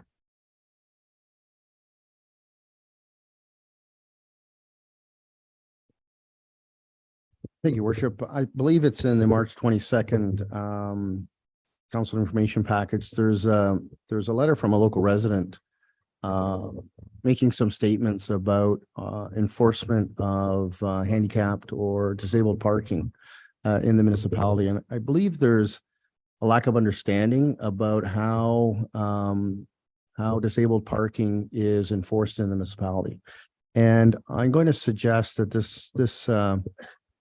the letter, maybe not the letter, but the topic of enforcement of handicap parking be put on a referral list, and that staff be asked to bring a report, an information report to council in terms of how the municipality does enforce the handicap parking bylaw, because I believe there is a lack of understanding in terms of how it's done. And I hate to see this keep perpetuating without good concrete information on there. So that's, I believe, is in the March 22nd council information package. Thank you. Thank you, Councillor Vadabunker. Any other comments or Deputy Mayor? Thank you. With that, would it be prudent on our part to include that as one of the highlights in our newsletters that go out, just as an information as we send out our newsletter? That may be a good topic to put in there. Thank you, Deputy Mayor. We'll push that over to the CEO. We'll put it on his radar to include it in appropriate communications. Councillor Vadabunker. Thank you, Your Worship. We talked about this at our section meeting, and our director informed us that there's going to be some information coming forward at the May committee of the whole meeting. So this is timely in the sense that we're going to be talking about it in May. So look forward to that. Thank you. Any further comments or questions regarding the council information packages? We have a mover, we have a second. We'll call for the vote. All in favor? And opposed? And that is carried. Number 6A is our transportation environmental services section. I'm going to turn the chair over to you, Councillor Marshaw. Thank you. So for the consent agenda this evening, we have 3 items that the following consent agenda items have been given due consideration, be received for information. I will read all 3 and then we can chat about them if there's any questions. First one, notice of public information center, the Payette Water System Secondary Water Supply, MCEA. Second one, the Midland Penetanguishene Transit Committee meeting minutes from September 20th, 2022. And the electric vehicle charging station usage update, RDCS 2023-07. Can I have a mover for those? Councillor DeRush, seconder. Deputy Mayor LaRose, any questions or comments from members of council on those 3 items? Seeing none, can we call the vote? All those in favor? Okay, approved. Thank you. Next, we have matters for consideration. The first matter is the Harriet Street reconstruction tender, engineering 2023-02.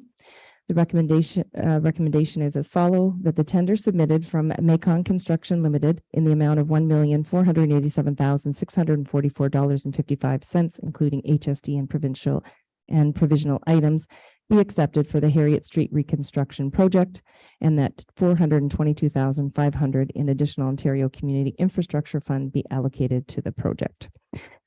Just to give some highlights on this, in the report, you'll see we did receive 4 tenders of submission for this application. The lowest tender was received from Macon. It was noted in the report that it is 50% over budget in terms of the cost.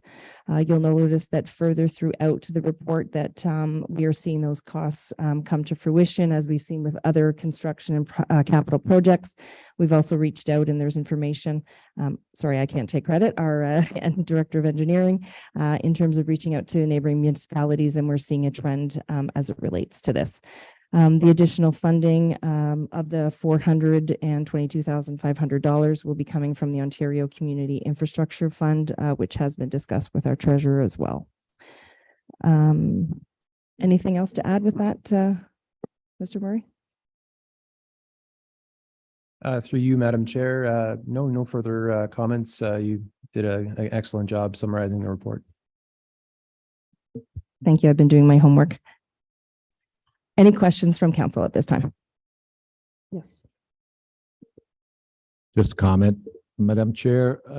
Number one, it's pleasing to see that we're going to have a local contractor doing the work. It's been a while since Macon has done work for the town, and I know that when he did the Sheridan Street project, he did an excellent job. So it's good to see that we're going to have a local contractor. And secondly, nice to see that the overage cost that our treasurer was able to find the amount to cover it. Thank you. Any other questions or comments? Seeing none, can I get a motion to move? Councillor Waters, second. Councillor Bedevancourt. Any other additional questions or comments? Okay, we'll take it to a vote. All those in favor? Motion passed. Thank you. Okay, the second item that we have is another tender award. So award of the 2023 asphalt resurfacing tender, RDS 2023-05. Recommended action that the asphalt resurfacing tender submission from Georgian Paving Limited in the amount of $956,259.68, including HST, be accepted for the 2023 asphalt resurfacing within the 5-year prevention road maintenance plan. The report was submitted in the package. Once again, we had 4 submissions. This is for a 5-year, is part of our 5-year prevention road maintenance plan, which is included in our 2023 capital. The report also outlined the various streets that we will be looking to do the work, approximately 6 kilometers in 2023. You'll note as well in the report that we did explore, I love how I use we, the engineering department took a look at the hot in place ability to look at this repurposing of asphalt, existing asphalt, repurposing it and literally melting it down like butter, I think is kind of how it was explained to me, so that it is all done in one parcel.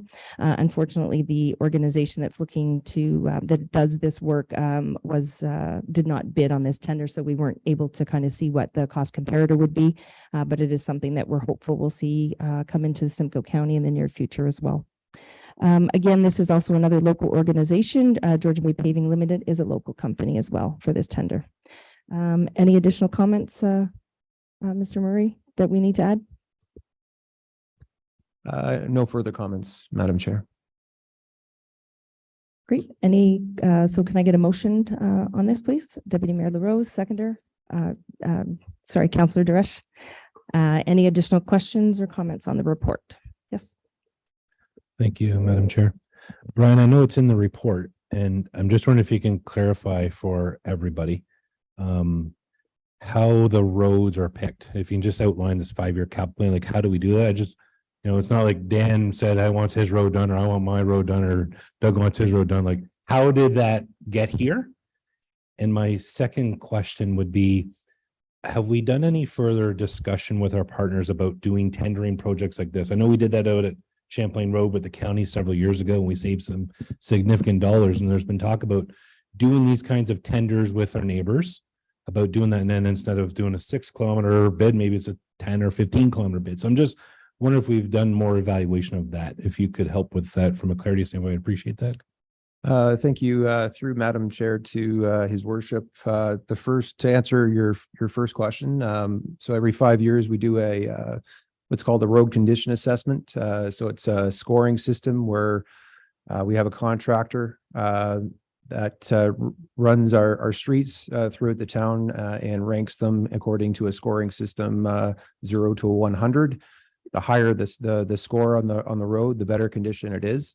And from that system, we recommend certain preventative maintenance treatments. So it could range from shave and pave or mill and pave or pulverize and pave treatments like we're suggesting in this report, or it could be microsurfacing, which is a thin layer asphalt treatment to all the way down to rejuvenation and crack sealing. So it really depends on the scoring of the road and the right treatment at the right time, so to speak.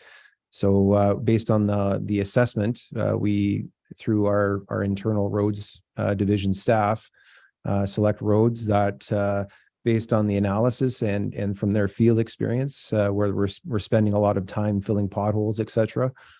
We come up with a 5-year preventative maintenance plan that we present to council every fall and recommend budgetary increases to reflect our needs.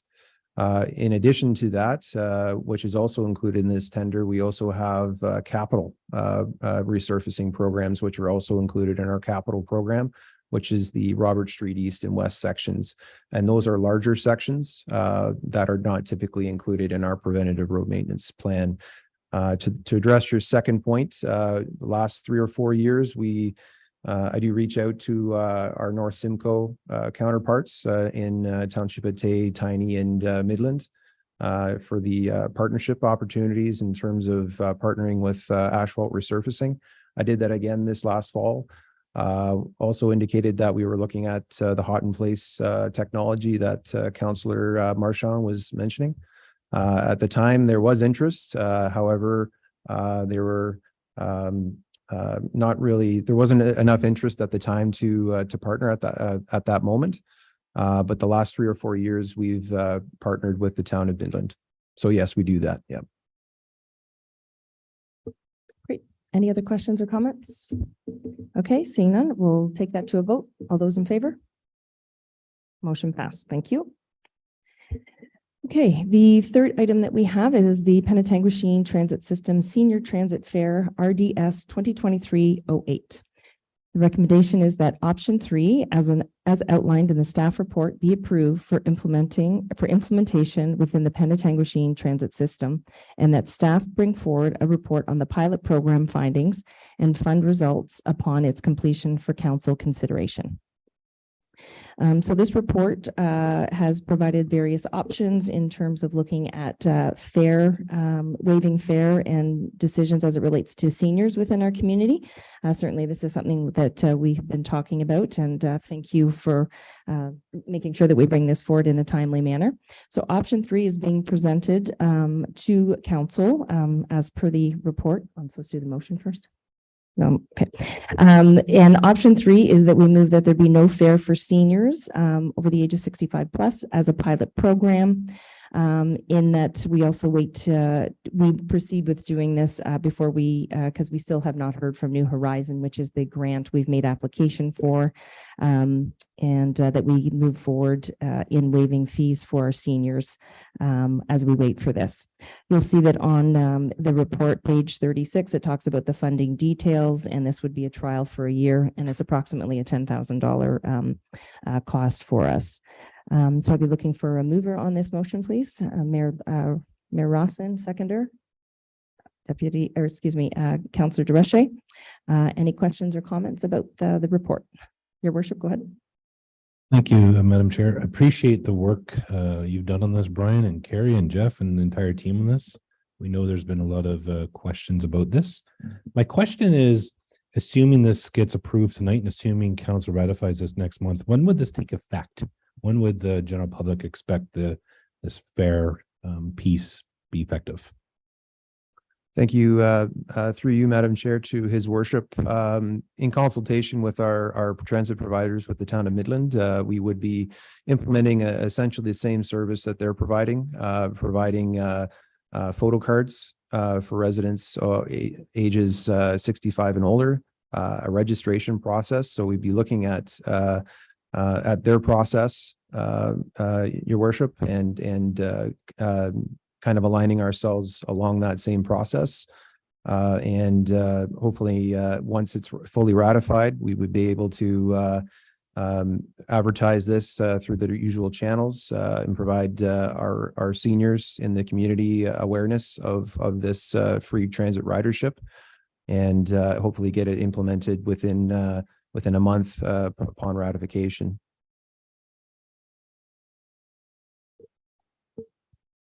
Any other questions by council?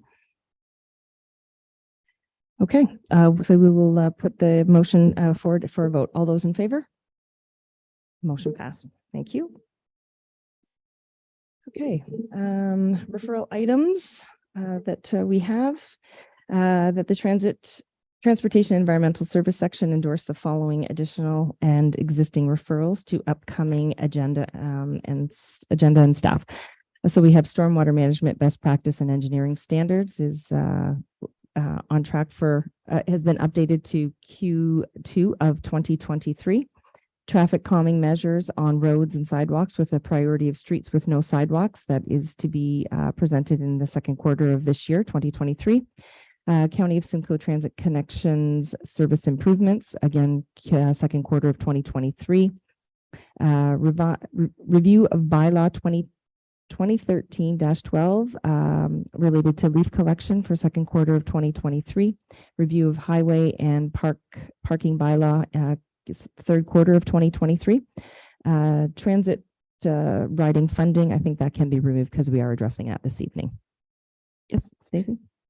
Thank you, Madam Chair. I was also going to suggest perhaps the review of bylaw 2013-12 also be removed. Thank you. Yes, we've addressed that. Thank you.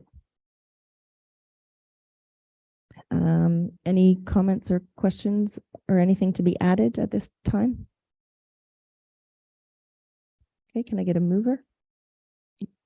Mayor Rawson, seconder. Councillor Darash, all those in favor? Motion passed. Thank you. Questions from the media or public with regards to the presentation as it relates to the information I just shared this evening?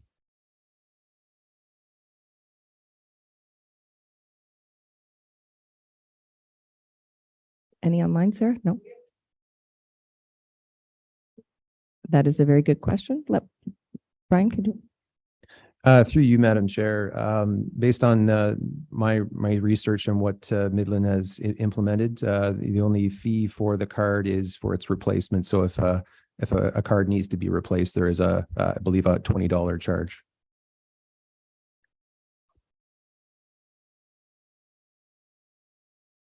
No, I think you would be issued a new card with a photo. Is that what I understand? And then if you lose that one, then you would have to pay the replacement fee.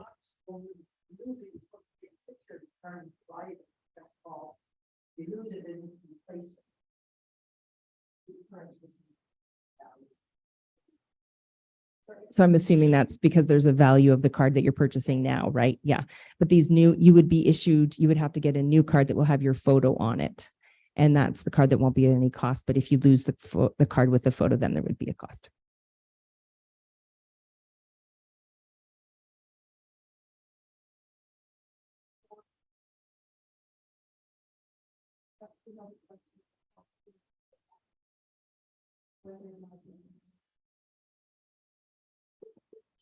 Yep, I think there's a few people that would like to answer it. Yeah, sorry. Thank you, Madam Chair. We just wanted to have anyone, when they're answering the question, just repeat the question, just so members of the public that are watching this meeting later can hear, because no one else can hear what you're saying on TV or anything. So, sorry, I forgot that. So the question was, will we be able to do picture cards here in Penetanguishene so that our seniors can be accommodated? Brian? Thank you, Madam Chair.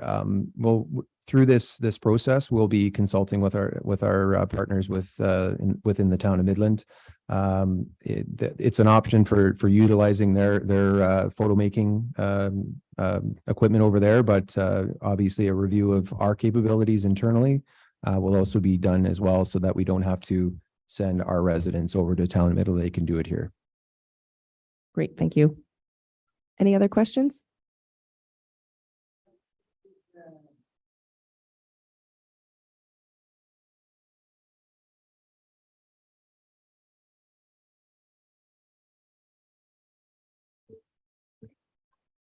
No, so the question was, why did it take the town of Penetanguishene so long to get free rides for the seniors? Certainly, just some historical, we had applied for a grant similar to the town of Midland that received notice that they've got funding to be able to provide free rides for seniors. We hadn't received notice about the funding application, and we're actually still waiting for it.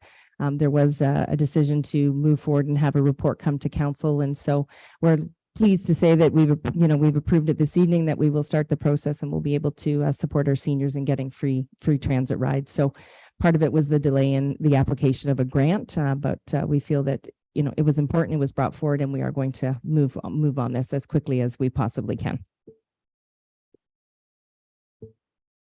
Thank you. Any other questions? Seeing none, back to you, Your Worship.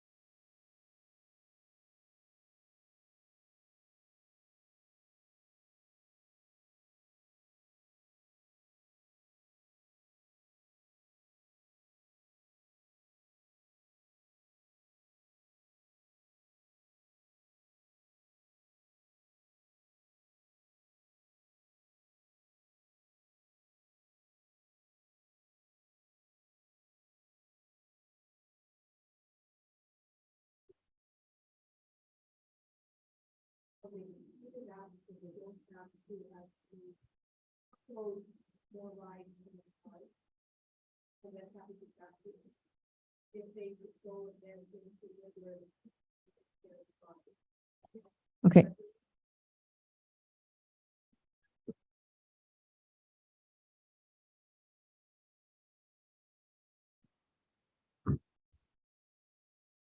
Okay. So the question was with regards to whether our seniors could go to Midland to do the pictures ahead of time. I think it's probably wise to go back to staff and outline a process so that people aren't being inconsistent or being told one thing when we haven't finalized everything at this end. So I think once we have a plan, we'll be able to share that and work the best that we can with our seniors. Yeah.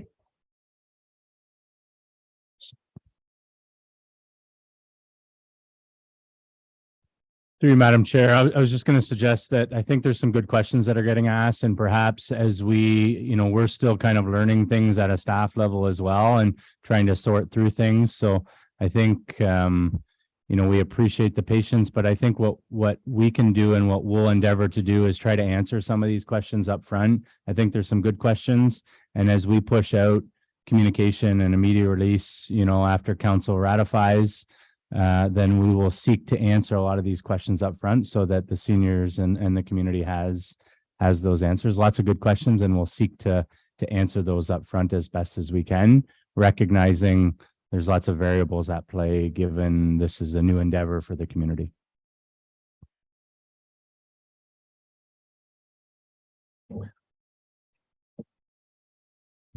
Sorry, go ahead, Carrie.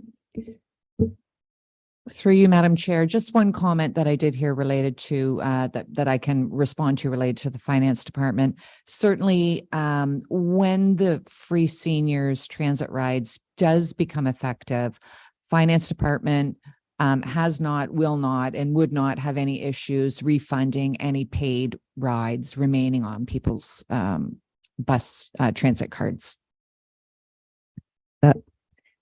Brian, did you have another comment that you want to make? And then we'll close it off.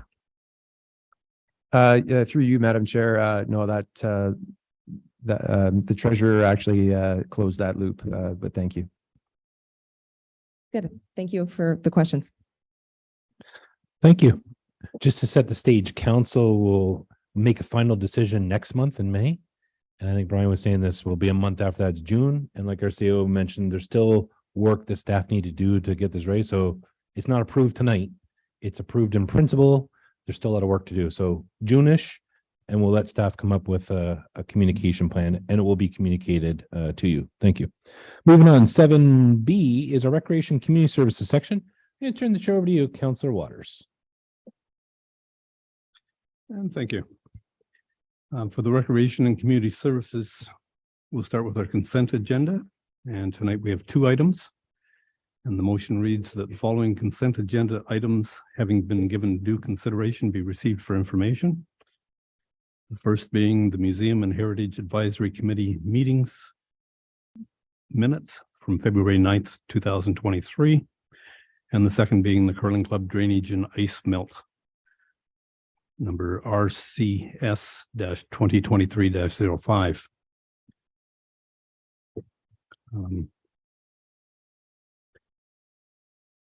And is and I would like to receive these items for information and ask that we have a mover, Councillor Marshall, and seconder, Councillor DeBrush. And I'll ask for the vote. All in favor? And that's an opposed. That's passed.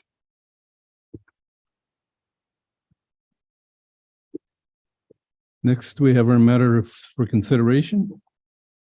And tonight we only have 1 item, and that would be the dog park fencing improvement, number RCS-2023-11. And the recommended action is that the current fencing structure remained as currently provided at the dog park and Rotary Champlain Wendat Park. Status quo. There were other options, and they were to have a 6-foot fence put in, an 8-foot fence. And the cost of those were $20,000 and $23,000. However, the recommended action is that we stay as we are. May I have a mover to accept this? Deputy Mayor LaRose and Councillor DeRush. Are there any other comments or questions? Then I'll ask for your vote. All in favor? And that's passed. And we now have our referrals to upcoming agenda. Does anybody have anything they would like to add or remove from the existing list? Deputy Mayor? Thank you, Mr. Chair. I'm just wondering whether we could remove our second item down being the dog park fencing thing, seeing how we just dealt with it. And yes, that is the other one down the Ganaraska hiking trail. That's been done and finished. So that's another one that we could remove. Okay. East City as well. And could we do? Yeah, we could do East that City? one too. East City.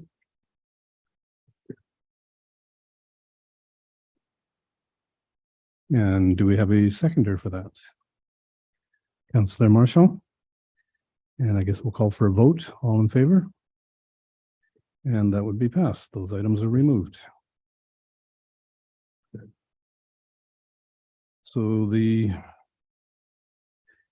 now have a motion then that the Recreation and Community Services section endorse the following addition and existing referrals to the upcoming agendas, being the Champlain Cultural Event, the Winterama Growth and Expansion, Communities in Bloom, and the Fee Waiver Request Policy, Digital Signs Modernization Fund Report.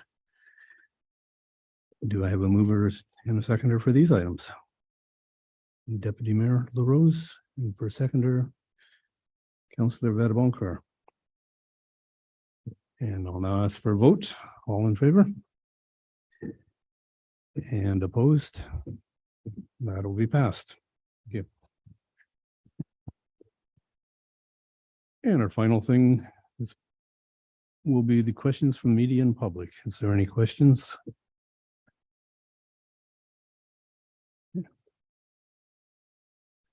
Okay.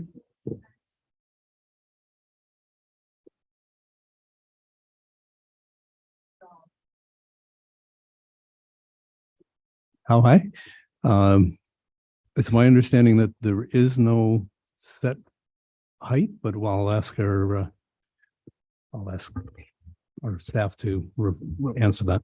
Through to you, Councillor Waters, to the member of the public, through the OPA, which is our Parks Association, there is no set standards out there yet that says it has to be 4 feet, 5 feet, 6 feet, 10 feet.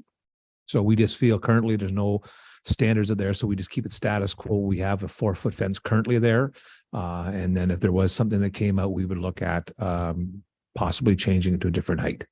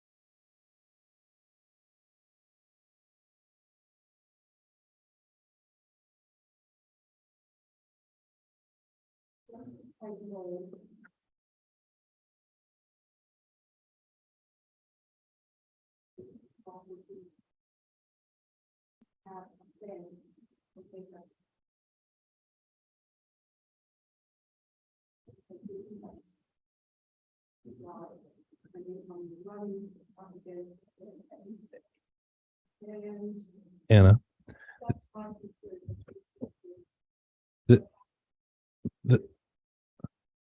And we appreciate your comment regarding that. This was about the dog park down the waterfront. And we're looking at fencing there, and that's what the motion was for tonight. Your comment here, by all means, feel free to reach out to Bylaw or the appropriate, if there's safety issues, but this was in regards to our waterfront park. Any other questions from medium public regarding anything before us tonight? Seeing none. Thank you. We'll move on to 8C is our planning and community development services section. I'm going to turn the chair over to you, Councillor Vadabonker. Thank you, Worship. So looking at the Planning Community Development Services agenda, we have four items on our consent agenda. We have the Committee of Adjustment meeting minutes from February 27th, 2023. We have the Economic Advisory Committee meeting minutes from February 6, 2023 and March 6, 2023. We have a memo from the Municipal Law Enforcement Officer monthly activity report for March 2023. And a memo from the Director of Planning and Community Development, first quarter planning and community development department update. The recommended action is that the following consent agenda items that I've just read, having been given due consideration, be received for information. Anybody have any comments, or anybody want to pull any of those items? Any comments? I have one comment, and it's just with respect to the first quarter planning and community development update. If you had a chance to go through it, you will notice that we've been quite busy in the first quarter of 2023 in terms of building permit activity, development activity. So it certainly bodes well for the municipality in the future. Seeing no other comments or no items to be pulled, I'll look for a mover. Councillor LaRue, a seconder, Councillor Durush. Any further comments? Seeing none, all those in favor? Any opposed? Seeing none, the motion carries. Matters for consideration, we have two items. The first item is a Discovery Harbor license agreement update. And this pertains to the Discovery Harbor sign on Broad Street at Jury Drive, the big sign there that points people to Discovery Harbor. That sign was replaced in 2022. The existing licensing agreement didn't make mention of that sign, so the licensing agreement with Discovery Harbor, Huronia Historical Parks. So the agreement needs to be amended to include that pylon sign at Broad Street in front of 24 Broad Street. It also talks a little bit about the RTO 7 tourism sign program and how staff are working with École Élémentaire Catholique Saint Louis on replacing the school and park sign that's on Robert Street East at Dufferin. There's a sign that's been there for many, many years and looking to replace that sign. So the recommended action is that the license agreement with Huronia Historical Parks be amended to include the pylon sign at Broad Street in front of 24 Broad Street in accordance with the staff report PL-2023-01. May I have a mover, please?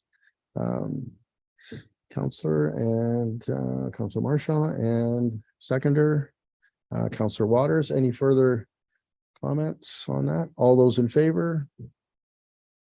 Motion carries. Thank you. Moving on to the next item is the 2023 Heritage Tax rebates. And I'll read the recommended action and I'll look for a mover and seconder, and then I'll turn it over to our director and perhaps with our director of finance, and they can speak to this a little bit.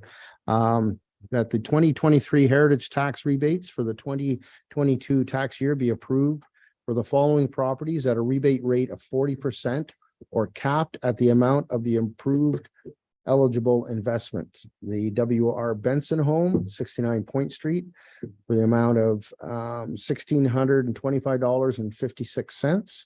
J.T. Payette House at 33 Robert Street West at an amount of $2,476.50. And the A.A. Thompson House at 14 Water Street, $681.33. So may I have a mover, please? Councilor Roux, seconder, Councilor DeRush. So this is part of our heritage rebate program, and I'll turn it over to the director and she can give a little history and about what we're dealing with. Thank you. Thank you very much, Councillor Vadaboncourt. So this has been a program that has been around for the municipality for a number of years, our Heritage Tax Rebate Program. It allows for properties that are designated under the Ontario Heritage Acts to get a 40% or up to a 40% rebate on their taxes, with providing town receipts regarding their maintenance activities or their improvements on their heritage homes.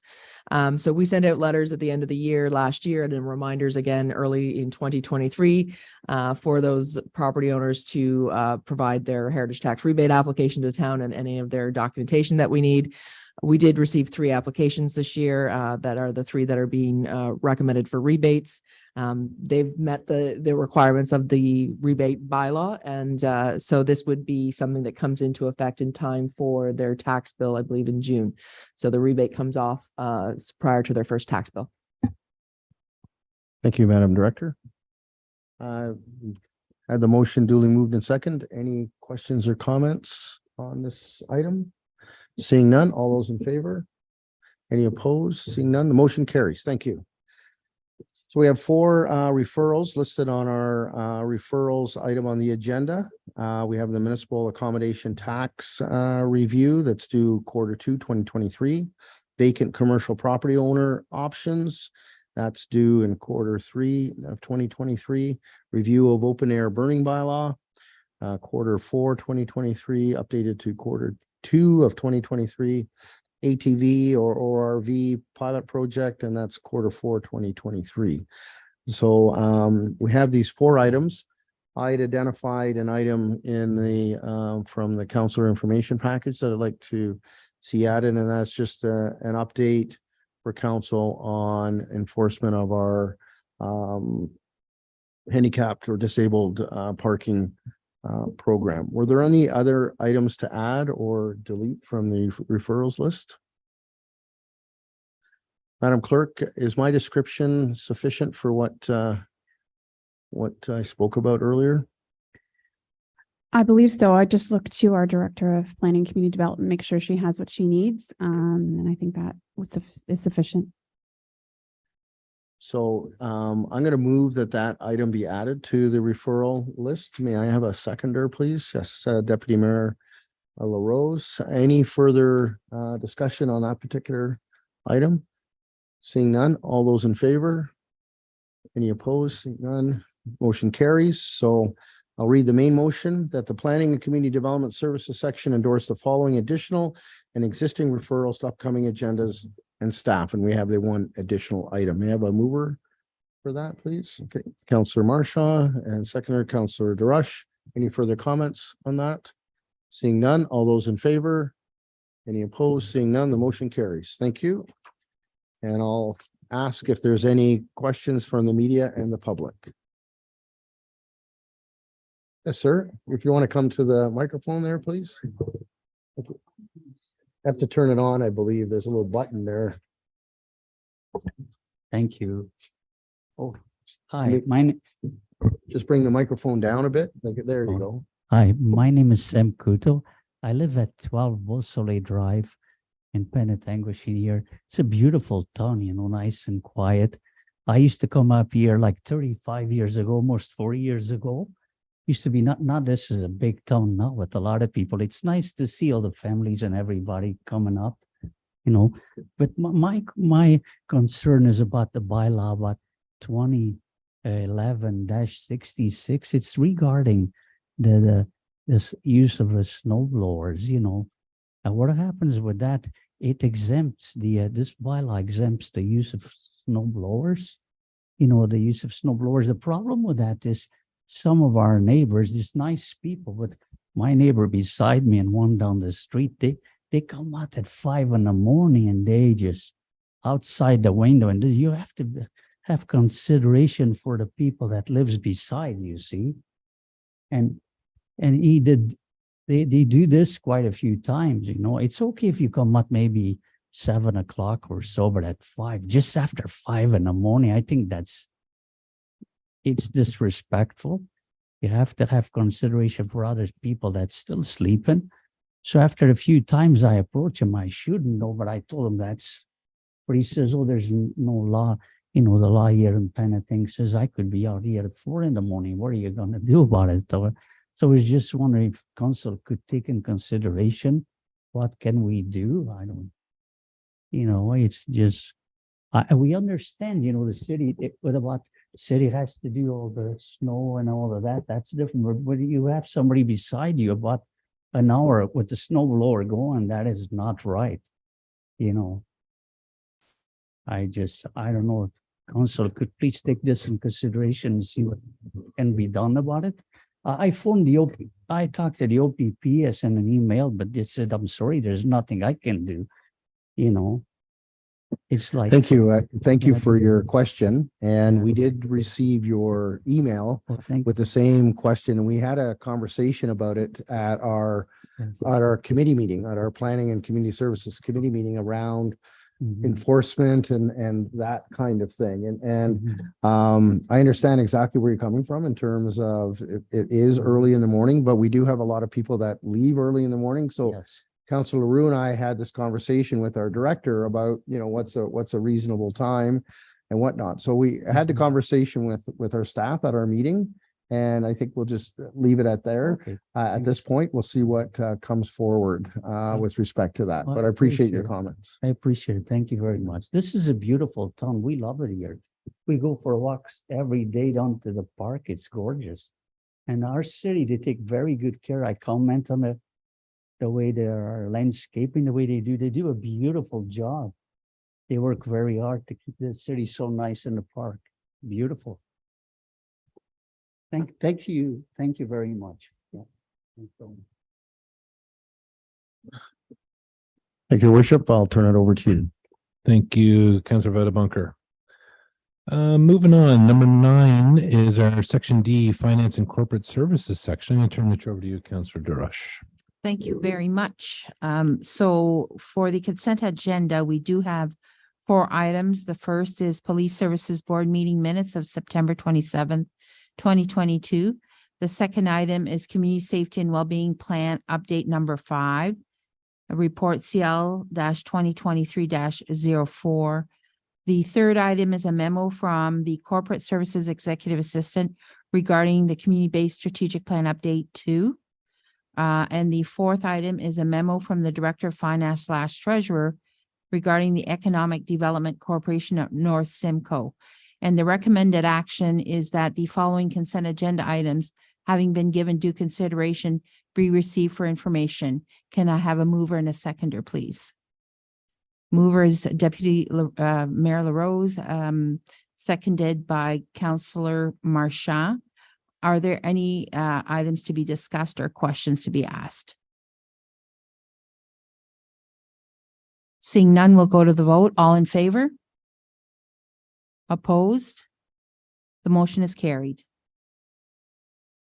The next are matters for consideration. The first item for discussion is the 2022 capital carry forward request and 2022 draft capital taxation surplus / deficit. And it is a report, a finance report 2023-10.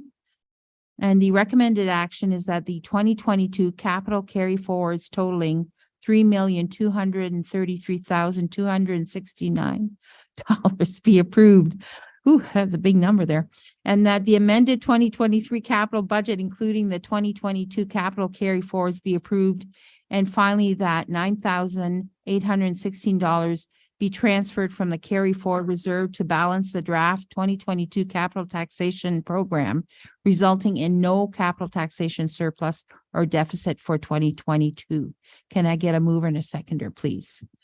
Deputy LaRose, Deputy Mayor LaRose, and Councillor Vedaboncoeur. Are there any questions from members of council? Seeing none, we'll go to the vote. All in favor? Opposed? The motion is carried. The second item is the adoption of the 2023 tax rates, levies, and budget estimates. Finance Report 2023-11. The recommended action is that the 2023 tax rates, levies, and budget estimates be adopted as recommended under option number 1, being a 4% municipal tax increase, an overall tax bill impact of 3.5%, and a $74,000 transfer to the town's tax stabilization reserve. Can I get a mover and a seconder, please? Moved by Councillor Vedaboncoeur, seconded by Councillor Waters. Are there any questions from members of council?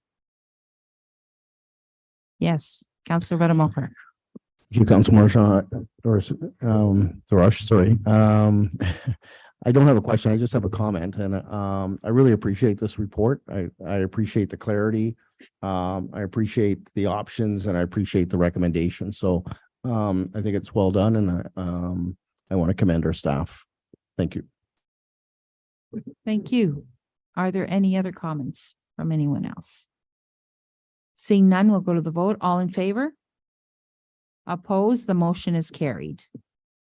Our last item is the 51 Dunlop Street Financial Update and Revised Internal Loan Finance Report 2023-12. The recommended action is that a loan from the Hydroelectric Commission, HEC Reserve Fund, for the funding required for the purchase, demolition, and abatement of 51 Dunlop Street be approved in the amount of $513,125, and that the loan terms are set as follows: 2% per annum, 20-year amortization, repayable in blended annual payments of principal and interest of $31,381 from 2023 to 2042, and that the annual repayment be included in the town's budget until repaid in full, and further that the excess 2023 loan repayment budget of approximately $25,000 be applied to other internal debt. And finally, that the clerk be directed to bring forward the necessary bylaw for council approval. Can I get a mover and a seconder, please? Moved by Councillor Leroux, seconded by Deputy Mayor LaRose, any comments or questions from members of council? Yes, Councillor Buttermilker.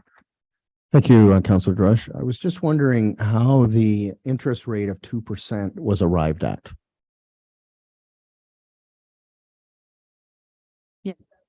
A good question for our Director of Finance.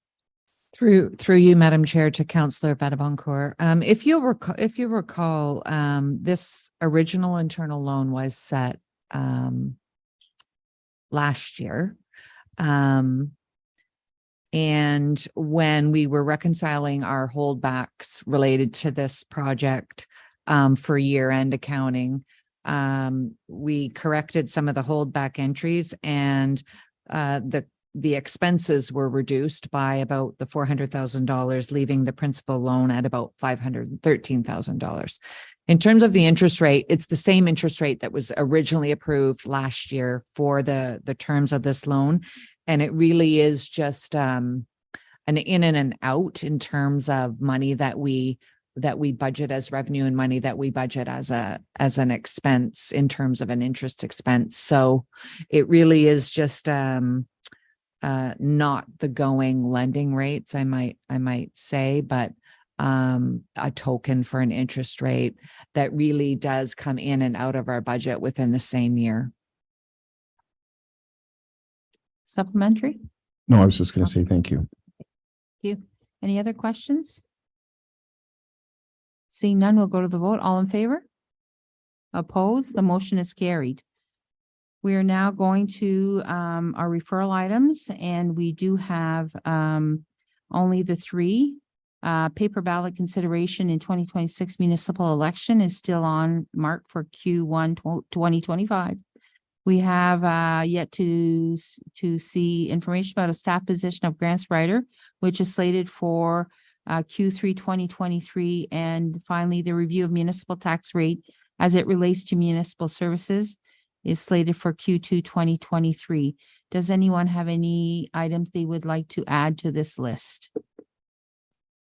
Seeing none, we'll go to the motion that the Finance and Corporate Services section endorse the following additional and existing referrals to upcoming agendas and staff.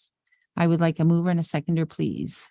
Moved by Councillor Leroux, seconded by Councillor Marchand. All in favor? Opposed? The motion is carried. And finally, do we have any questions relating to the above items from folks here with us today? Seeing none, I will pass the chair back to you, Your Worship. Thank you, Councillor DeRush. We're going to look for an adjournment at 9:13 p.m. Councillor Leroux, second by Councillor Marshall. All in favor? Have a good evening. Thank you for participating. Jeff and staff, thank you for your stellar work getting everything ready and getting it